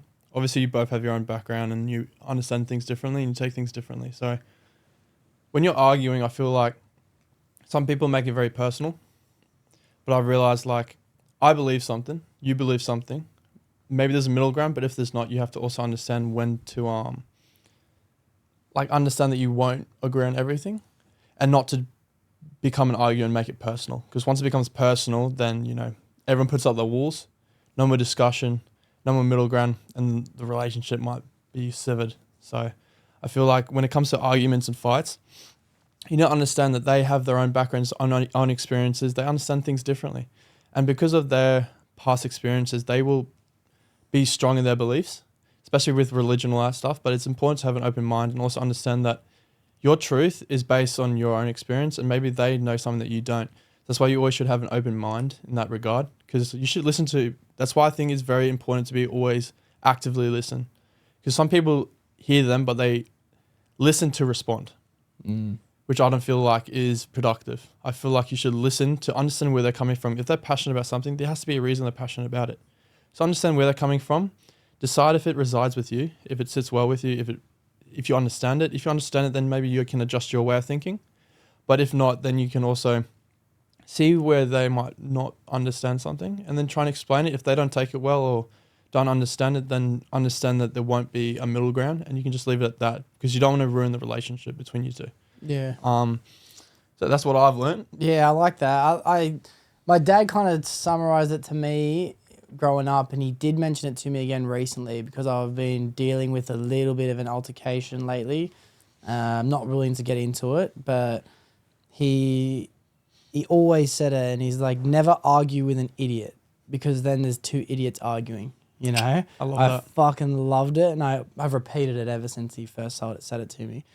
I think the truth again is a fucking hard one, because just because two people have their own truth, like, is it possible to have two truths at once? You know, I kind of learned that watching this documentary. I will definitely put a link in the description to it below. It's by this guy called Matt Walsh on a platform called The Daily Wire, and it's called What is a Woman? You ever seen that documentary? What is a Woman? It's fucking so good, dude. It's basically like somehow I've done it again. I bring the trans movement into every single podcast I do talk about. But it's basically he's going through and he's trying to ask people the simple question, what is a woman? He's going through the education system. He's going through the trans communities, fucking scholars, professors, everyone through America. What is a woman? No one can give him an answer anymore because it's so controversial. So one thing that I kind of got from this is that he was asking people, like, then they were saying, well, it all depends on what their truth is. Yeah. And then he's like, well, what do you mean what their truth is? And it's like, well, everyone has their own truths. Yeah. And then his response was, no, there's a truth. You know, there's one truth. The truth is a scientific definition of the truth.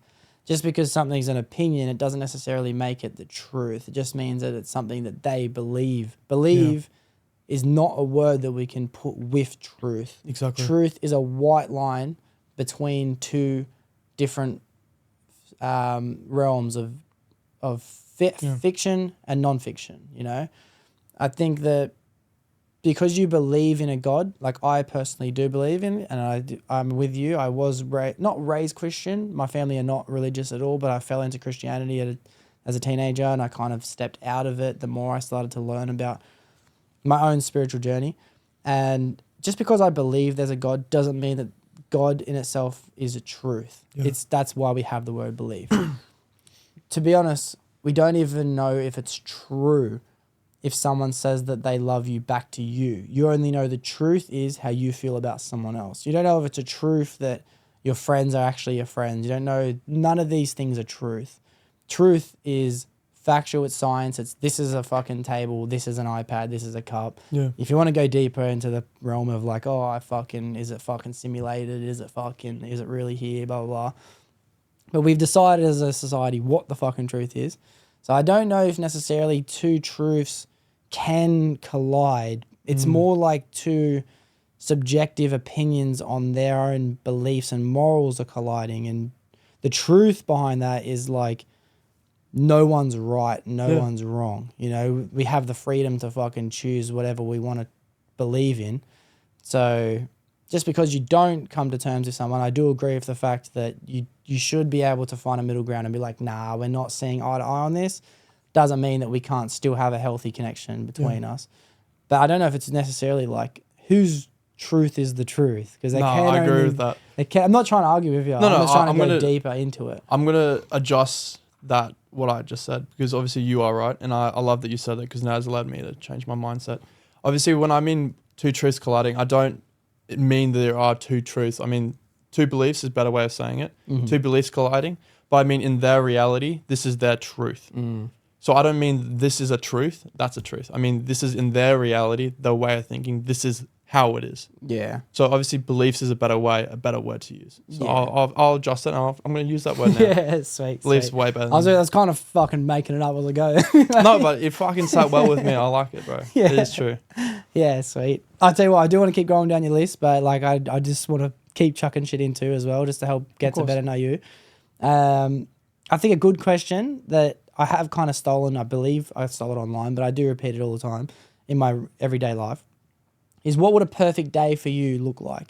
If you were to think of a perfect day, do you know what that day is? Fuck, man. I don't know, eh? I just know what I hold dear, and it would definitely be, you gotta have mates. As in, what I've also learned, this is a segue. Yeah.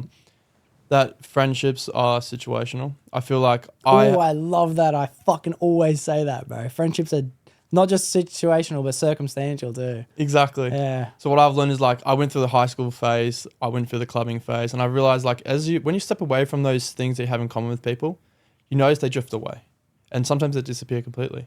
So when I learned this very, not harshly, but I learned when I traveled, no one really reaches out, because obviously if you're not in their world, they don't think about you. So it's only the ones that really like would contact me. Those are the ones that I've come back and I've kept close, like in my fucking tight circle. I'm not going to let them go because I realized we didn't have anything in common in that moment, but they still reached out just because of friendship and because we have that strong connection.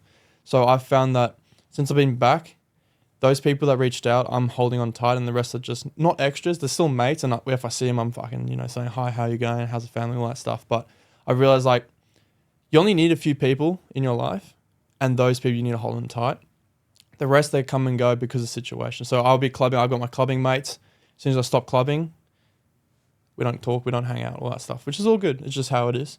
But it's also realized, like, I understand who I need to hold on tight to. So when you come up with this perfect day is difficult because it's like, I know I want only the people I love and adore and want in my life. So I will definitely want to see my mates, definitely people I love. In terms of what I love, still trying to figure it out, man. Yeah. I don't know what a perfect day is. Obviously I try and make the most of every day. I try and do all the things that I want to do, what would make me happy, whatever, but just hit the things that I need each day and what I need in my life and people who I want in my life. So if I can get those, I'm happy. Yeah. Every day's a perfect day if I hit all those things. Nice. Dude, you're a good conversationalist. You really are. You're able to dive deep into your own beliefs, bring up points you wanted to bring up and still answer a question. Yeah. So I really respect it. It's not very often people have that skill. It's a good skill to have. It's something that I'm constantly always trying to work on. I myself make mental pins every time that you're speaking, for example. But it's so hard to be able to do that and stay focused. And so far, what I've noticed, you're very, very good at it. So I give you respect for doing so. I appreciate it, bro. I didn't expect to get an answer exactly anyway about what I think a perfect day is. It's just a good question because it lets people think about what they personally really do hold value to. Yeah.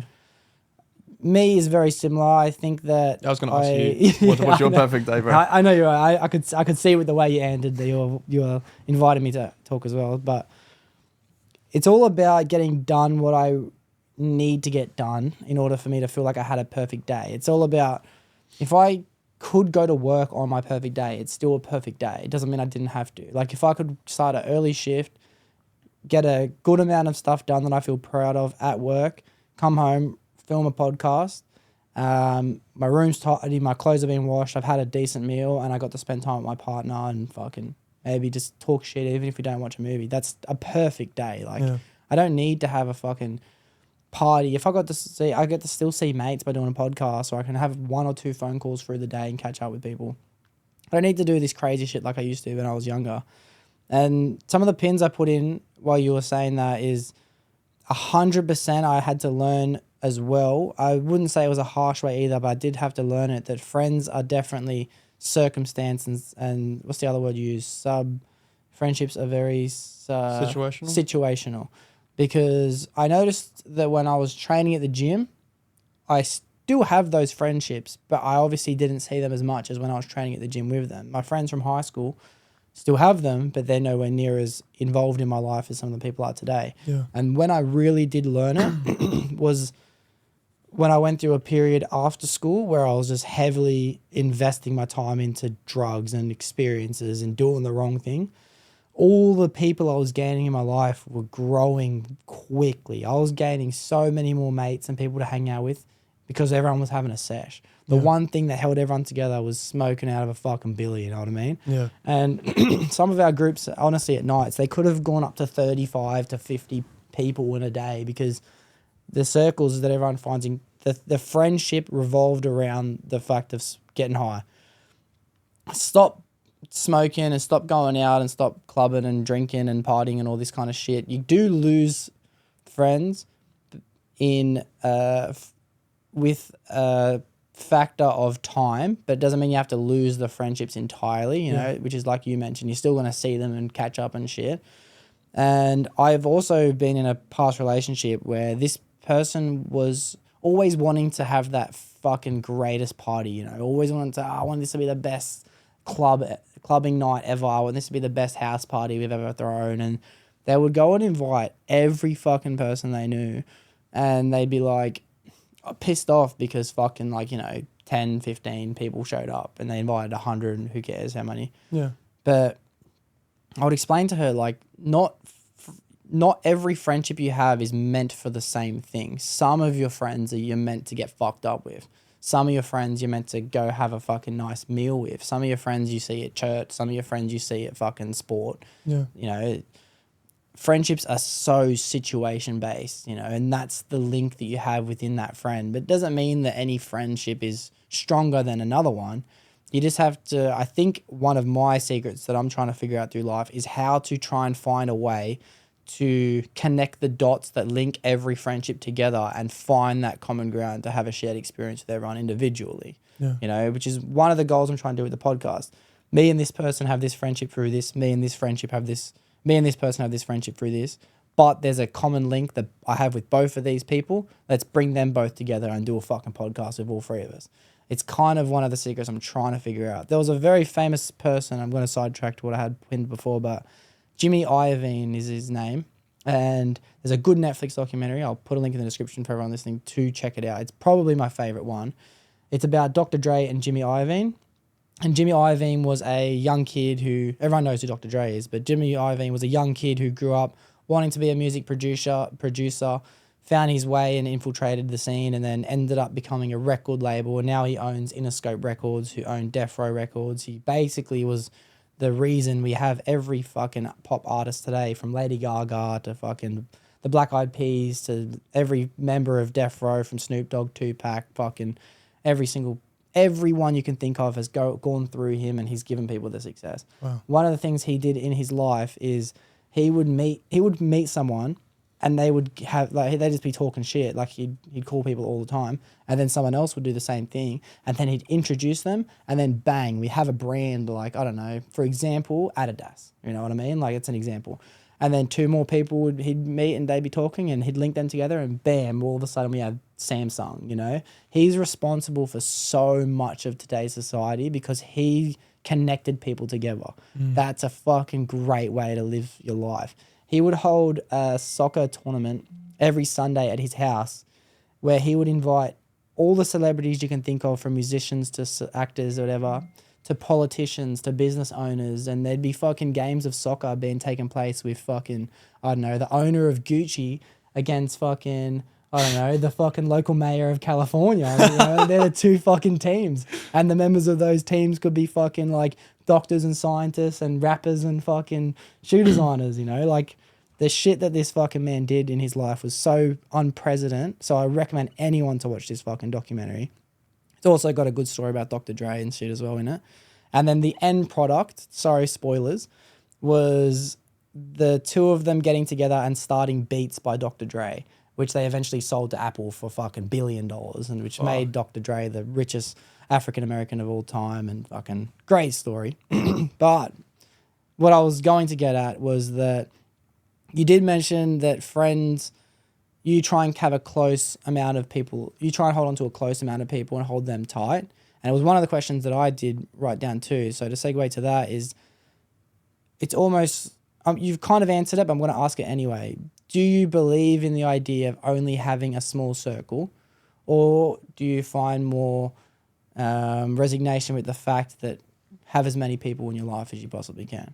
So what I personally think is, like, through my own experience and how I am right now, I have fucking so many mates. I know a lot of people, but I don't call them my close mates, only because, you know, we met through circumstances and situations. But I know for a fact if I come across them, we're mates. We're bros. We're taking care of each other. Because I've got a good relationship with so many people. Like, it's a fuck ton. That's mad. I just know a lot of people, but it's just it's not like a checklist. It's just I know who's gonna fucking be there regardless of situation, and that's why I mean, like, small circle. Like, small circle, have a big circle. It's very good to have a big circle, know a lot of people, because opportunities pop up. Just like, even like your mate, they told me, I met him I was bartending, and he's fucking just drinking, and he was having a fucking stash at Anamoga, bro. I'm like, fuck me. Oh, I won't say who it is to keep him fucking under wraps, but shout out to you. You know who you are. Yeah. But like, it was just a random situation. And that cunt, he's fucking He switched on. He's so good with his memory, bro. Yeah, this I met him. sorry to cut you off, but this person we're talking about, and I would love to give you a shout out, but I'm going to keep you in the dark because you like to be kept in the dark, but you know who you are. he's one of the most switched on people I've ever met in my life. He has a capability of memory and understanding and emotional intelligence that surpasses most people I've ever met. Doesn't matter on how old they are. He's a very, very, very wise man, and he needs to know that. So you're listening, and I need you to hear it. So take advantage of the fact that you're this person, all right? That's all I'm going to say. Yeah. But his memory just astounded me because before I went to Europe, so there was a month where I was working at Amoga, and I met him once or twice, and then we had a good conversation. I told him about where I was going, my name, family, how old I was, all that stuff. And then he would pop in randomly, like when I came back from Europe, and he would be like, hey, bro. He'd be like, hi, Daniel. And I'm like, I'll turn around. My memory's shocking, man. Yeah. Shocking when it comes to meeting people. And I wouldn't know who he was, but he would just know all these details. He knew where I was going, where I went. And I'm like, you fucking, how do you know all this shit? Yeah. He's like, I just remember shit. And he would tell me stuff that I didn't know I even told him. So I fucking love you, mate. You're fucking awesome. And I'm so glad, just because I've at Amoga, I met this bloke and I've met you. Yeah, and I'm on a fucking podcast with all these cameras and shit. Crazy, so it's amazing. Like, keep your doors always open. Always put your best foot forward when meeting people, because you don't know what opportunities will open up. Yeah. So with me, I always approach every situation meeting people, because you don't know what you might gain from it, benefit, knowledge, whatever. But I know that if you get to know someone and you talk on a deep level, you gain a connection with them, and then from there they will also trust you and also present opportunities if there are some. Yeah. So I definitely. find, like, always have a fucking big circle, always know a lot of people. It's always good. But obviously also know who your real tight friends are, because you can have them for the rest of your life. Yeah. But everyone else is just like, keep your circle, know a lot of people, make sure you have good relationships with everyone, and just put your best foot forward, and you will gain fucking amazing opportunities in the future. Yeah, nice. I think that I agree with you.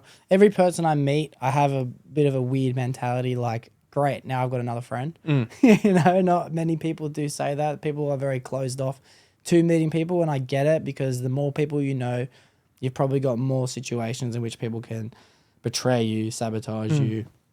You know, I've got some very wise friends that do live by that mentality, which I get it, and their circle is a small, tight circle. Yeah. Like, the fucking connections that they have in their life are fucking superficial, if that's even the right word. Yeah. It's not the right word, superficial, but amazing. I'll just say amazing.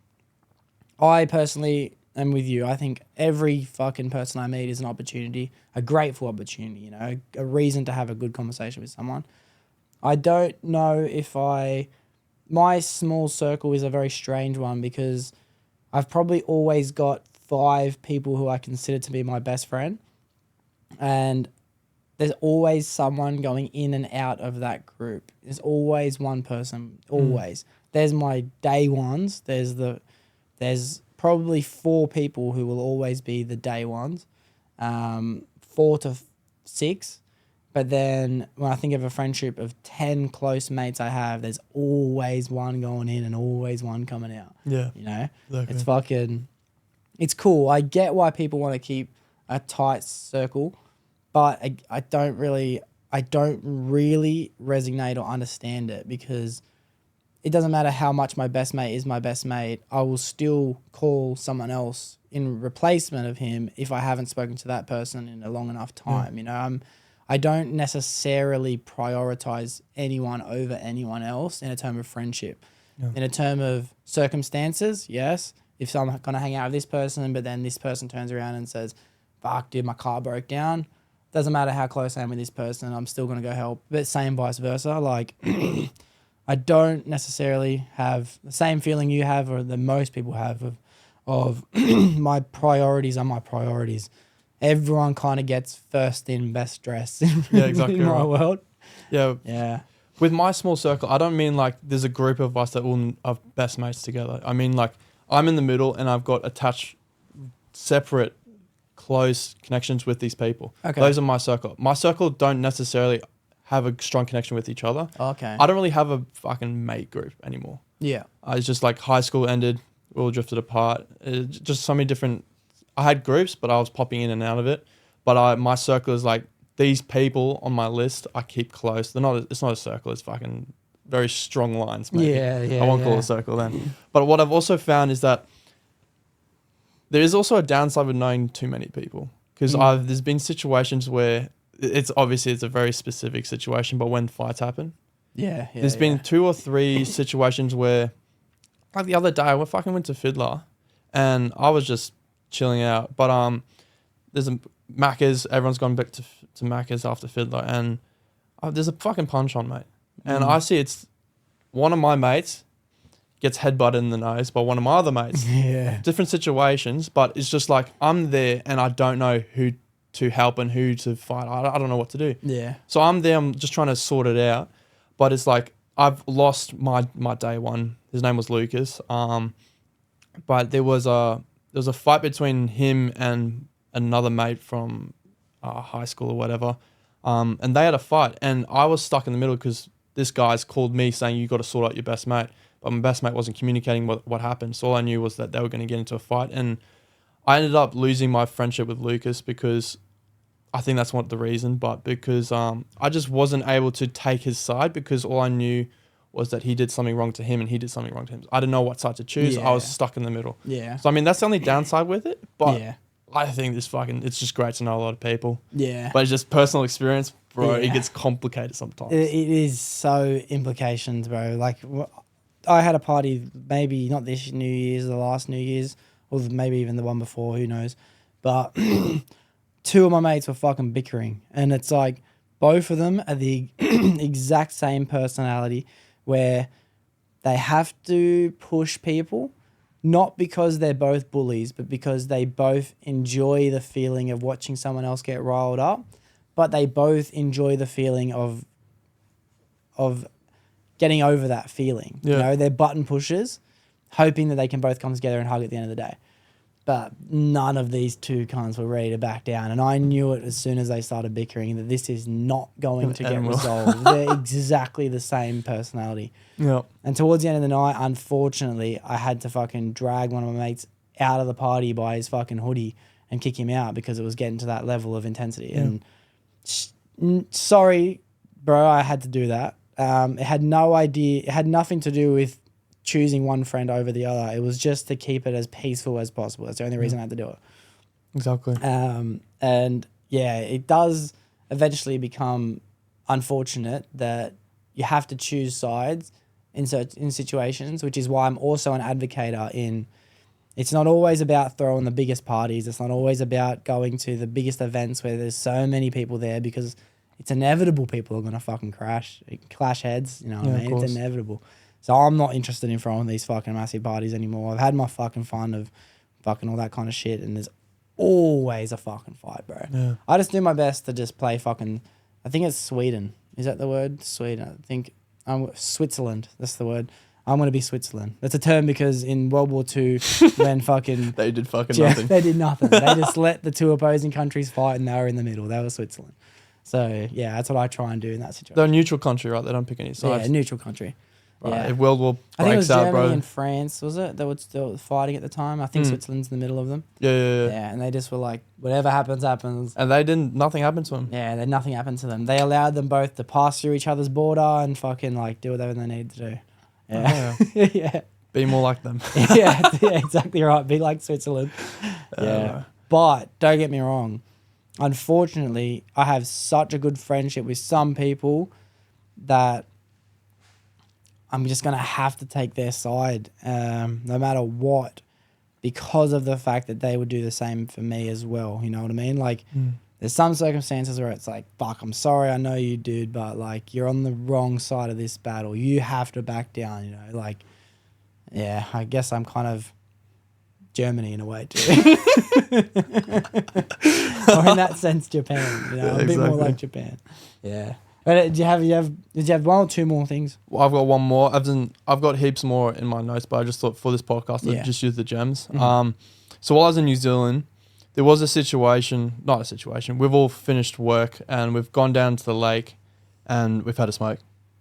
And there was an Islander girl with us, and her name's Carly. She was such a free spirit. She was going to prison and all that stuff. She was on house arrest, whatever.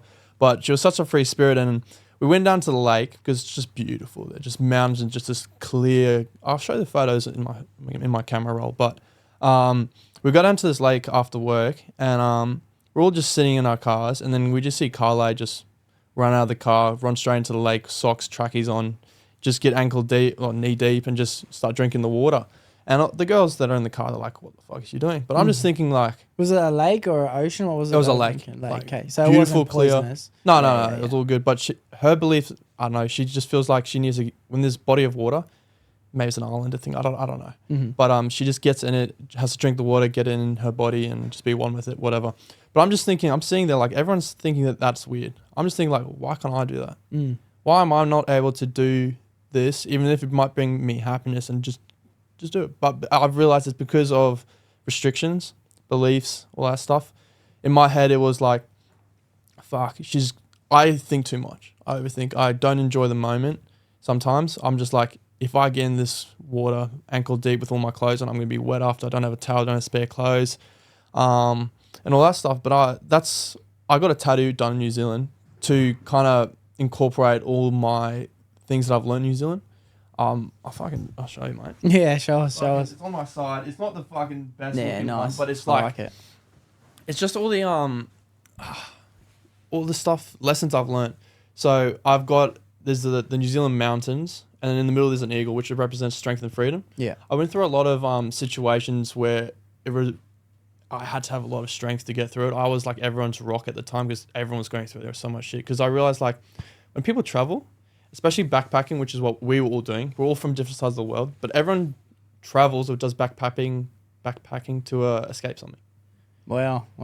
So I realized that's really why people travel, to escape the situation they're in and find a new environment, I suppose. Yeah. So everyone's dealing with so much shit. I just went just to experience something new and obviously escape my stuff, but I was more logical and more sound compared to everyone else. So I was able to, like, there were lots of switch on people. They're all fucking smart. It's just they're all going for their, I don't know, escaping family problems, wanting to escape something.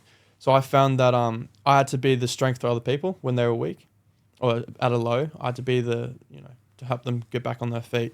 And then the freedom is to constantly remind myself that if you want to do something, do it. Don't let all these afterthoughts or beliefs or all these restrictions tie you down and stop you doing from what you want to do. So I found that beliefs, religion, all those things are a form of staying in a lane, which is why I stepped away from Christianity. Because if I call myself Christian, then I would like to be a proper Christian. I don't want to disrespect the religion by doing things that are against the religion. You know what I mean? Yeah. So good wording. I like that. Yeah. So what I learned is, like, be open-minded. That's all I want to do. Because in New Zealand, it allowed me to grow so fucking much because I wasn't restrained by anything. I was able to just do what I wanted. Obviously, following my morals, I didn't do anything wrong. I didn't do anything that would affect anyone else. I was always everyone else's peace. But what I've learned is, like, if you want to grow as a person, you need to put yourself in the deep end. Get out of your comfort zone, which is what I've or a lot of my mates, they're too comfortable in their situation. And comfortability, I feel like, is the death of ambition. 100%, yeah. So some mates, they're happy going their little cycle of, work each week, uni, gaming, whatever, just doing this comfortable loop, living at home with parents. It's just constant, just comfortability. And I just feel like there's no place to grow. You can't grow in that situation, which is what I was like when I was here before I traveled. Mm-hmm. I was comfortable, no ambition, all that stuff. But when I traveled, then I was like, fuck, there's so many possibilities, so many things you can enjoy and experience. But that involves you getting out of your comfort zone and really pushing yourself. So that's why I've been able to just develop and grow so much. And I've become so open-minded, and my ability to understand and also listen. Listening is so important because people have so much to give and tell you. And you can grow as a person if you just take it on board. Oh, 100%, dude. Like, I think that someone else mentioned to me, again, shout out to, I'm going to refer to that Taylor Woolley Joyful podcast, where she said that people don't listen anymore. It's unfortunate that she felt that it was unfortunate that sometimes people would be talking and they'd say, wow, you're actually a really good listener. And she felt like, well, fuck, that sucks to be you, that people don't listen to you, you know what I mean? Like, she feels like people listen to her, I feel like people listen to me, but a lot of people probably have that feeling that there's no one to talk to because it's not a skill that you have, that you're taught. It's a skill that you learn just by, hopefully, a level of self-awareness. That's the only thing that can come from being a good listener, that can lead to being a good listener. And you did mention too that you had to be that rock and that stability for a lot of people to to deal with their hardship and just vent and things like that, and be that person of safety people can depend on. And that's kind of a bit of a con about being a good listener. Yeah. You do have to be that person for everyone else. And you have to deal with it. That's why I also not fear, but like if I was to become a therapist or something, it becomes a job. And then you also have to deal with so many other people's problems, and they can't help themselves half the time. That's why they're coming to therapy, and you have to be the person that has to deal with all the bad stuff. They want to just vent. Yeah. And obviously, it's how you deal with that. And as a therapist, not me, but like if you were to become a therapist, you have to deal with that on a daily basis, and that would wear you down so much. I was very worn down after 3 months of just dealing with it. And I just felt like it was everyone could agree, like a droner, because you're all just in the same area for so long. It just felt like not a poison, but it was like everyone slowly started to become not insane, but like they just mental breakdowns all the time. I was lucky I didn't. I was able to just find fortitude in myself and but everyone was just having mental breakdowns all the time. And it's just like, you just need to escape these small confined areas. And I don't know, that's why I felt like it was a good time to go. 3 months was perfect. Obviously I went there for the snow season. Yeah, nice. So it was supposed to be 7 months.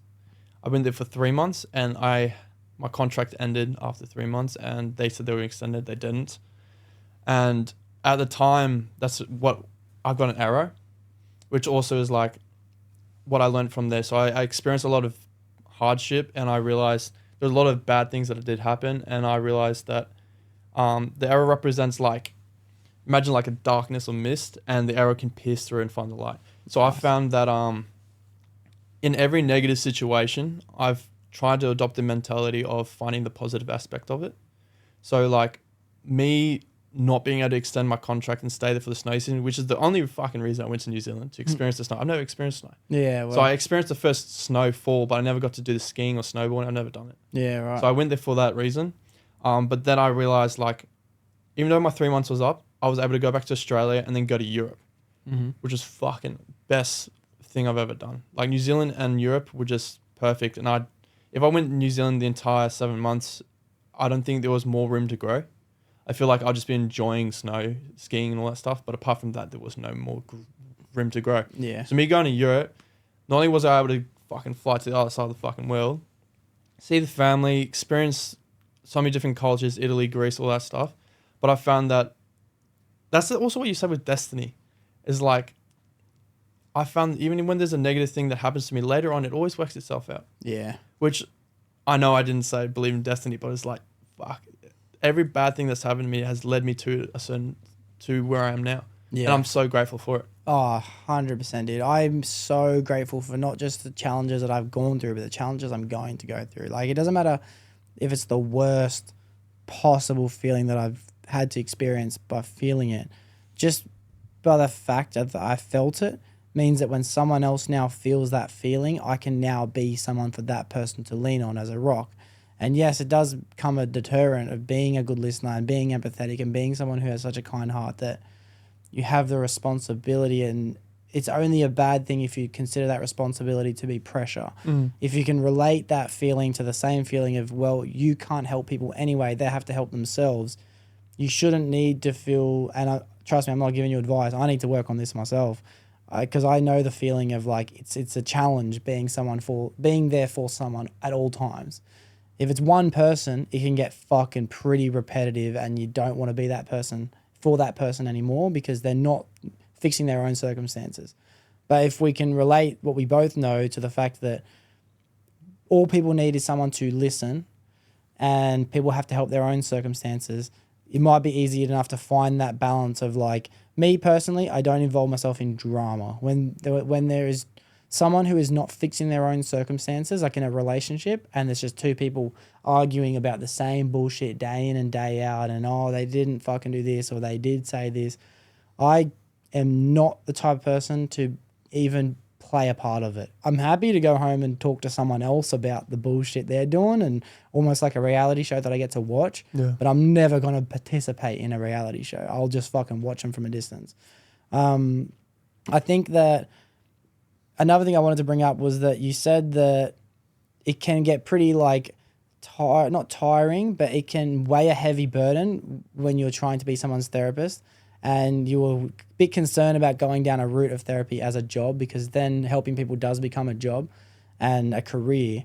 And I'm curious to whether you think that do you attach any fear when you think of choosing a job or choosing a career? Oh, absolutely, mate. Absolutely. Because I did get that perspective when you did say that. And what I had, I'll let you go because you were going to say something actually before I continue. Yeah, it's a thought of like uni. Uni is a ability to get credentials to become and then achieve a certain career.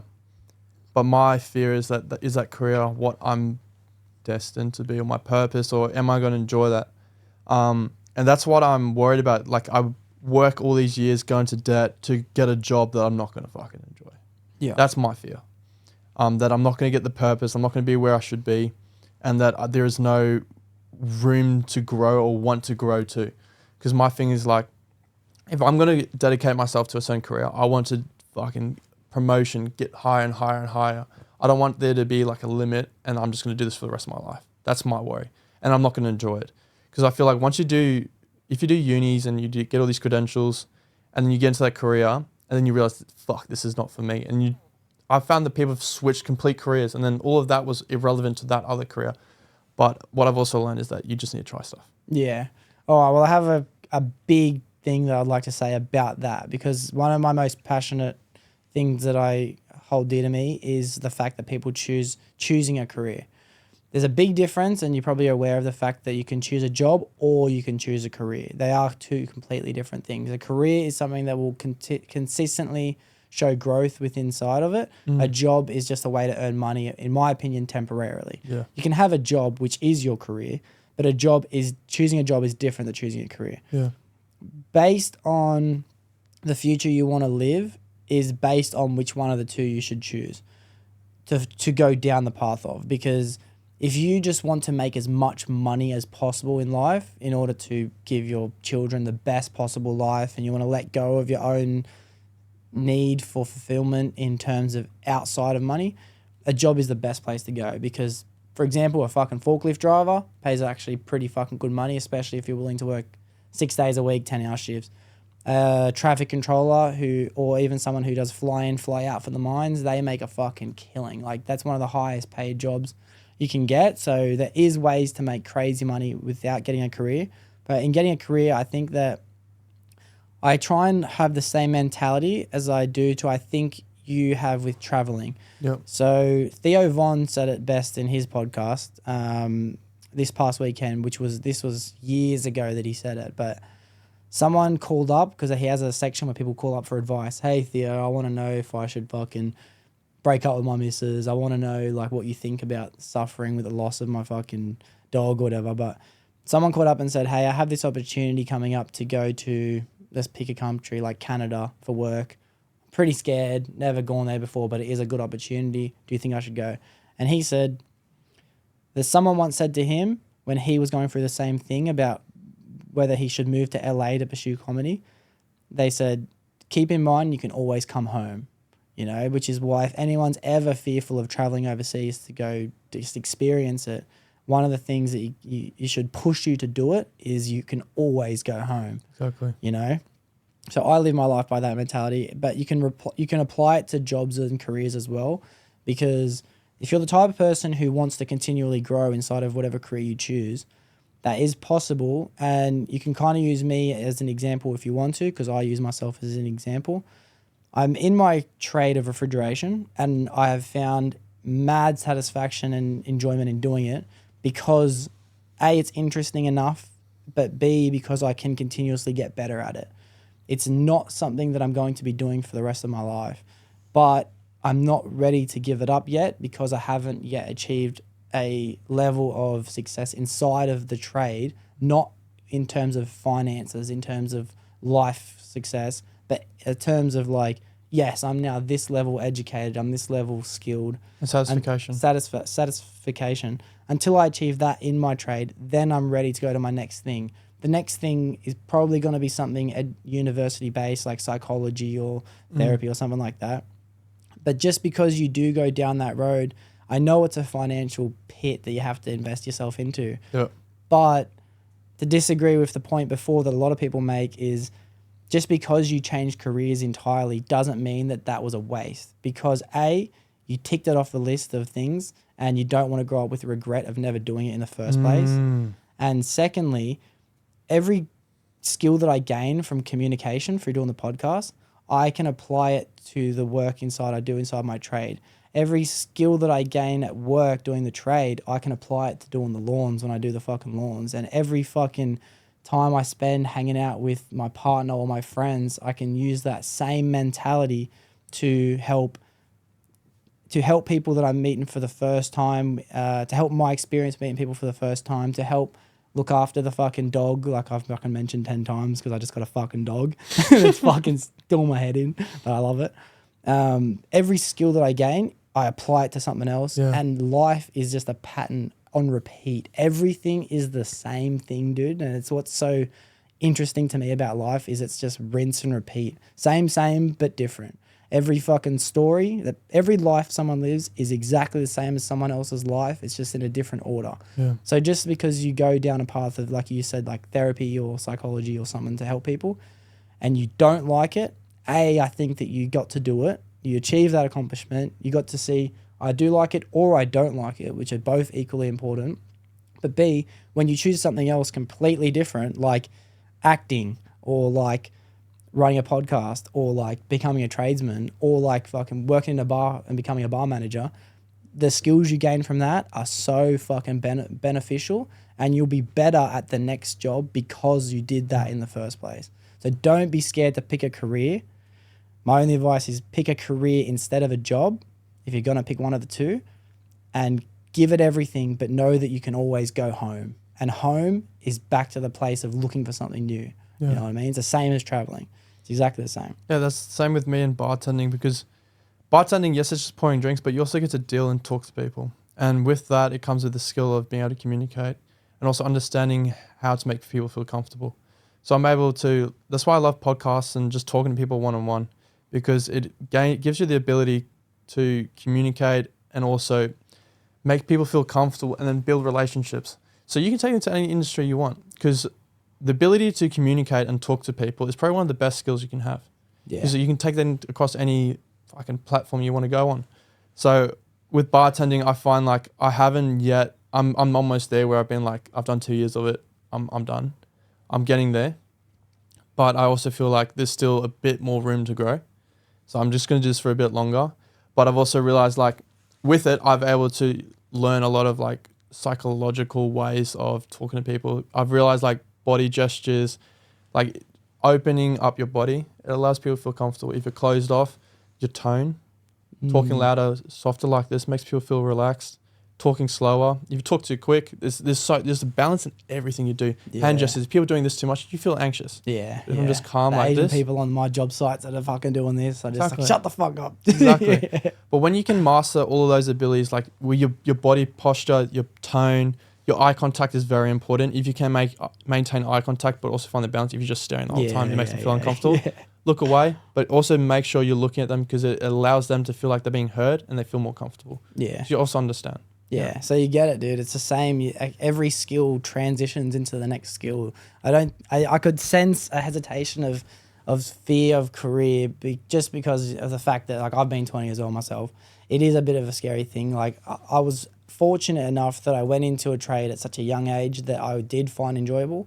I believe I would have succeeded inside of any job I did get because I'm just a bit of a completionist in a way. I love competition. If someone's better than me at work, great. I've got a new competitor. You know what I mean? Exactly. Like I'm not letting anyone be better than me. Once I'm the best, then it's time for me to get out of my trade, find a new career. And in reality, it's just everyone else is just an indicator as a competition against myself anyway, you know? It's good to have a competition against yourself and trying to be the best version, but when you find someone else and you can have a healthy competition, you have something to reference it against, you know? So I always think find someone to be a competitor against. Just if at work, if there's someone else who's bartending, fucking race them, bro. I think the truth to life is, which I do let it slip here and there, is that you don't choose whether you want to compete or not. You choose whether you want to try and win the competition. Exactly. Everyone's involved in a competition, and it happens in every fucking part of life. Like, who's the better fucking friend for this friend? Who's faster? Who reads the book better? Who's listened to the most amount of fucking Joe Rogan this year? Like, people aren't aware of the fact that everything's a competition. Find a healthy competitor inside of every fucking trade, field, career, university course. I think, yeah, definitely I would say that. That's what I'm trying to do now is just at work, like at the beginning, obviously I was still learning the ropes, but now I know the job pretty much inside and out, and I would say I'm one of the top ones. And now I find that competition is so good because it allows you to realize that there's another ceiling to hit. Well, not hit, but, you know, reach. There's more potential. You can always be better. That's why I feel like you always need competition. And once you've reached, once you're at the top, it's like, where do you go from here? You don't know there's more potential for you to grow. Yeah. So I feel like competition, fucking embrace it, take it on, and then it'll allow you to just be even better than you are already. Yeah, I love competition, dude. It pushes me at work. There's nothing better than my job runner who I'm working with as of lately. And I will be next year. He sets a fucking challenge, and a hard challenge, an almost impossible challenge of shit to get done for that day. And if we get it done, we go home early that day. Exactly. Bro, make that list as big as you fucking can, and I don't even care if I go home early. Like, I want to hit that fucking list, you know? It's a competition. It's something to work towards. And in doing so, like, we are fucking pumped up at the end of every shift. Like, fuck, look how much shit we got done today, boys. It's a mad feeling. I love shit like that. It's dope. I'm going to kind of transition towards the end of the podcast, all right? Because as I mentioned before we started filming, it's usually around that 2 to 2.5 hour mark that I do try and hit. Yep. I will eventually come back to my final question, but you did mention that you wanted to be part of this little Egypt section I go down. Yeah, I want to hear about it. All right. This week, as I mentioned, I'm going to be going over the tomb of Seti I. And first of all, considering you're here with me, are you interested in Egypt? Would you ever like to go to Egypt? Do you like Egypt? I just don't know. I know from high school I've learned a bit about it, but for me, I don't know a lot about it. I'm not super interested about it, but I know you're passionate about it, so there's a reason you're passionate about it. I want to know. Yeah. Well, the reason I'm passionate about it, and it is something I'm going to get to in further episodes, for the moment, I'm just trying to introduce everyone to some fascinating discoveries that have been taking place in the dig-ups of ancient Egypt. Yep. And eventually I'm going to get to the cultures and the mythologies and some of the things that I can find relation to modern day society, why we have things in place. And I think the ancient Egyptians held a massive contribution towards the life we live today. Yeah. But that's something that we're going to have to get through as we discover more and more things throughout the year 2024. So I thought I'd speak a little bit more about the tomb of Seti I this week. The notes I've made about it is the tomb of Seti I is located in Egypt in a place known as the Valley of the Kings, which I will go deeper on a further episode, because basically the valley in essential was for about 500 years, multiple different pharaohs and leaders and rulers of Egypt did get their tombs dug out of the Valley of the Kings, which has been a fucking mad place for, what do you call them? Archaeologists and even geologists that constantly go back and dig a new hole and find heaps of more buried treasures. So the Valley of the Kings is a mad part of ancient Egypt, which this tomb in particular I'm talking about, Seti I, has actually got an open tourism faction of Egypt that you can go and just fucking walk through and see all the amazing things that I will talk about. So some of the things about it is Pharaoh Seti I, who was known to be a great king of the people of Egypt and led them through battles against some rivaling enemies and nations at the time, such as Syria and Canaan. Although wars were not won between them with complete demolishment of their societies, they did gain back a lot of the lost Egyptian territories. But Seti I's ruling was quickly overlooked through history because of the great leadership of his son, Ramesses II. So yes, he did a lot of great things for Egypt and he was worshipped because of the great things they did, but his son was an even better ruler of Egypt at the time, which made his ruling not as important. But his tomb is what makes his mentioning so important. So his tomb was measuring 137 meters deep, which is a little bit hard to comprehend, but 137 meters dug out of a mountain is pretty fucking crazy. Of course. It's fucking insane. Especially back in those days with the tools they had. Dude, that's what is so interesting about ancient Egypt to me, because of how they were possibly capable of doing it if they were such a fucking caveman society back in the day. You know, we're talking up to 3,500 years ago, 4,500 years ago, if you follow the current narrative of what you believe happened. So it was at the time the longest and deepest tomb ever discovered, until his son's tomb, Rameses II's tomb, was discovered, which was in fact even bigger. But in Seti the first tomb, the cave was excavated to have tomb pillars all over the place to give it the how do you describe it? Like the engineering structural integrity. You know, they were obviously smart enough to know how much force needs to be weighed upon each thing, not just the fact they were able to dig. They knew the science behind what was capable of being dug out or not. If they had have dug any more deeper, any more further, any higher, the whole place could have collapsed. They had a great understanding on science back then. But even to this day, the tomb is still being partially excavated. So far, they have found amazing artifacts in 15 out of the 17 rooms discovered. Almost the entire tomb is covered in art and depictions throughout the entire thing. I'll put some links in the description below for anyone that wants to check them out, but it's pretty beautiful. Even part of the ceiling of the tomb was painted with golden stars and a deep blue sky, which made it pretty amazing. His body was not found inside his coffin, which I've noticed has happened a lot through these discoveries of tombs, which is a pretty weird thing, but it's also a bit of a theoretical thing as well. If they build these tombs for the bodies to be preserved, why are they never finding these mummies inside of their coffins? Which kind of leads to a thing I'll get to later when I get to the afterlife and what they believe. But 33 mummies were found inside of the tomb in other chambers. And funnily enough, his coffin was eventually sold to a British architect in the year 1817 for, at the time, was only $2,000. Considering 1817 was a long time ago and we have inflation, I did the maths on it.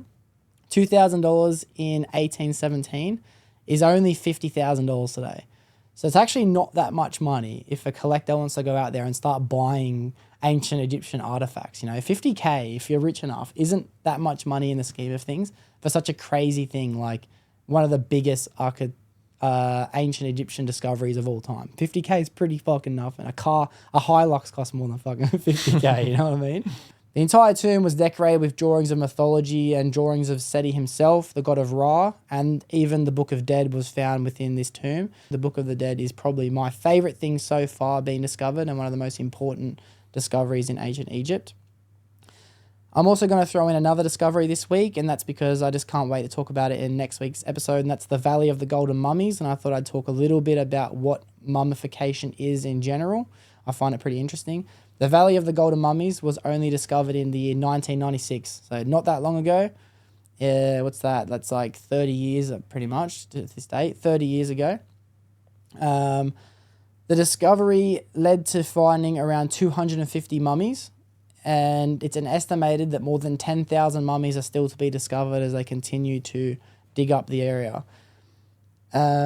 If spirits can attach themselves, this is a note I made myself, if a spirit can attach itself to a location, you know, like they do believe in a lot of ancient American and even Aboriginal and Chinese cultures, if a spirit can attach themselves to a location, then that's probably the most scariest place on the planet. You know what I mean? If there's 10,000 mummies buried within one little tiny valley, Yeah, fuck.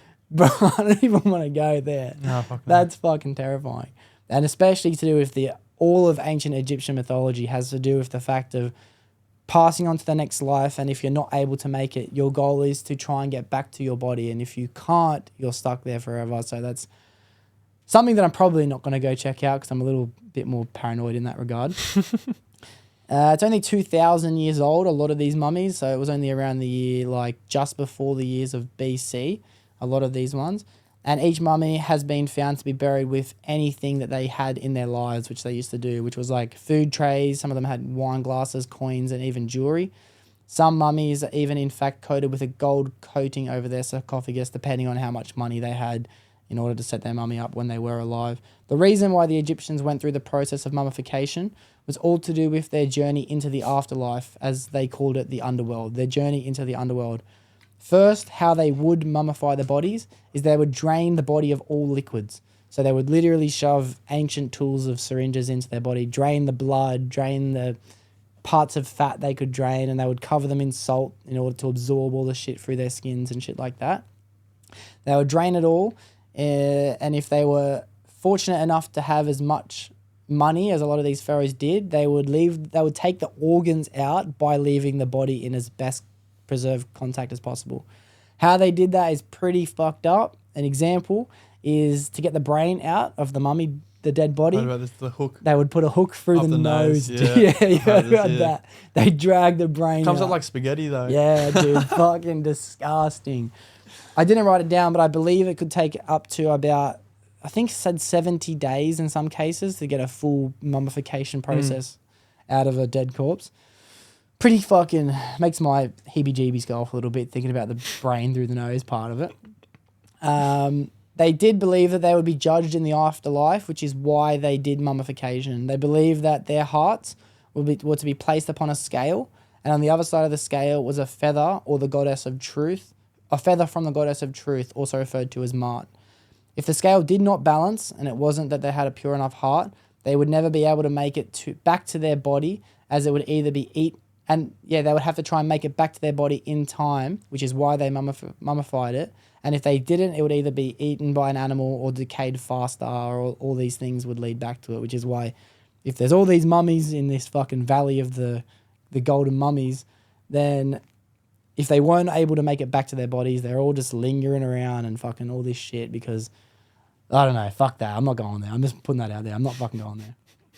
If it was balanced and they did have a good heart, they would be taken by the god Horus, and he would take them on their journey into the afterlife to meet both the goddess and god Osiris and Isis. They believe that if they did make it to the afterlife or the underworld, which they called it, then that would be paradise. So in future episodes, as I mentioned, I would like to talk about the fact that I'm already starting to put pieces of the ancient Egyptian mythology to what we have today as modern Christianity. I think that, in my opinion, Christianity and the Bible in itself, I'll separate them entirely. I think the Bible in itself is just a constant metaphorical journey that humans have gone throughout history with their own personal encounters with God. And I think that obviously everyone knows the science behind the Old Testament, the New Testament. It's been rewritten and paraphrased and added additions to it for literally thousands and thousands of years, the Bible has. Doesn't mean I take away any of the truth behind it. I still believe there's a God. I still believe Jesus Christ's birth story. I still believe in a lot of the Christian fundamentals. But it is interesting to know that some of the earliest links to this might go back as far as ancient Egypt, you know. But I'll get to that in a future episode.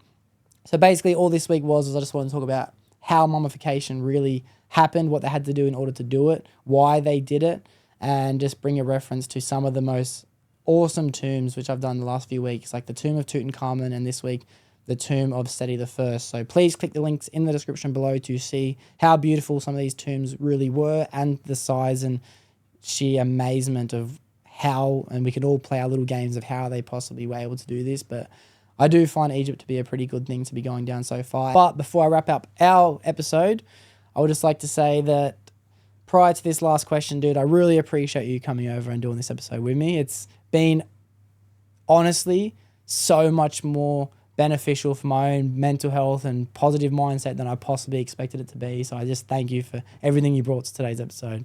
Oh, it's been a pleasure. I've just been so grateful that I've been given this opportunity to share my knowledge, and also just, you're a fucking good bloke, mate. And thanks, bro. You've got a lot of wisdom, and I'm glad we were able to have this dialect and exchange of information.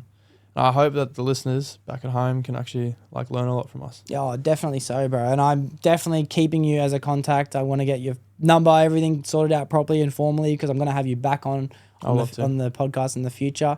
I do mention this as of lately, but if you think of anyone that you think would be a good guest to have on the podcast, just let me know, especially if you find someone that you want to have on with you. Yeah. Because once I do one with them, I'd love to have one with you both on together. So that'd be sick. I want to keep having you return to the podcast. I'm going to keep you not just on the Doxcast, but in my own personal life, because just of the person you are today, You mentioned that you want to be able to leave behind a bit of a legacy and something for people to look at. You're leaving a fucking good representation of who you are, dude. Your imprint so far, if you had anywhere near as much of a impact on the previous podcast that you did to this one, you're leaving a fucking great message behind, dude.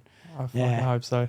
It's all about the legacy for me, and just like, I don't have a lot to leave behind because I'm still young and 20, but like, if I was to go soon, like, I just want this to be like a good way to represent myself in the way I'm thinking right now, and I just hope that I can pass on as much knowledge and like wisdom as I can, so that people don't, like, if they aren't capable of doing the traveling and putting themselves out of that comfort zone, you know, they can just take on what I've learned from my travels and hopefully apply it to their own lives. Gang, loved all of it. But you can't go without answering my final question, and it's just a bit of a advice for someone who might need to hear it. I believe that someone could hear the same thing a million times, but there might be the right words in order for which someone to completely resonate with, and it could change someone's life. So not expecting you to give an answer that will change someone's life, but it might just be the words someone needs to hear to at least help their day. Yeah. So if someone was going through a bit of a depression, mostly because they felt lost, and they came to you for advice, what advice would you give to that person? So obviously I've been that person. I was that person before this year, and I still am kind of, because it's also like you kind of need to go through your own experiences.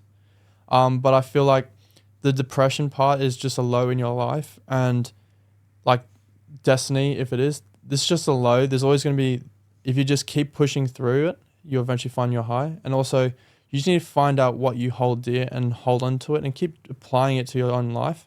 Because I feel like once you start to see what life has to offer and putting yourself out of that comfort zone, I feel like depression slowly, it goes away, because I feel like it's because of your situation.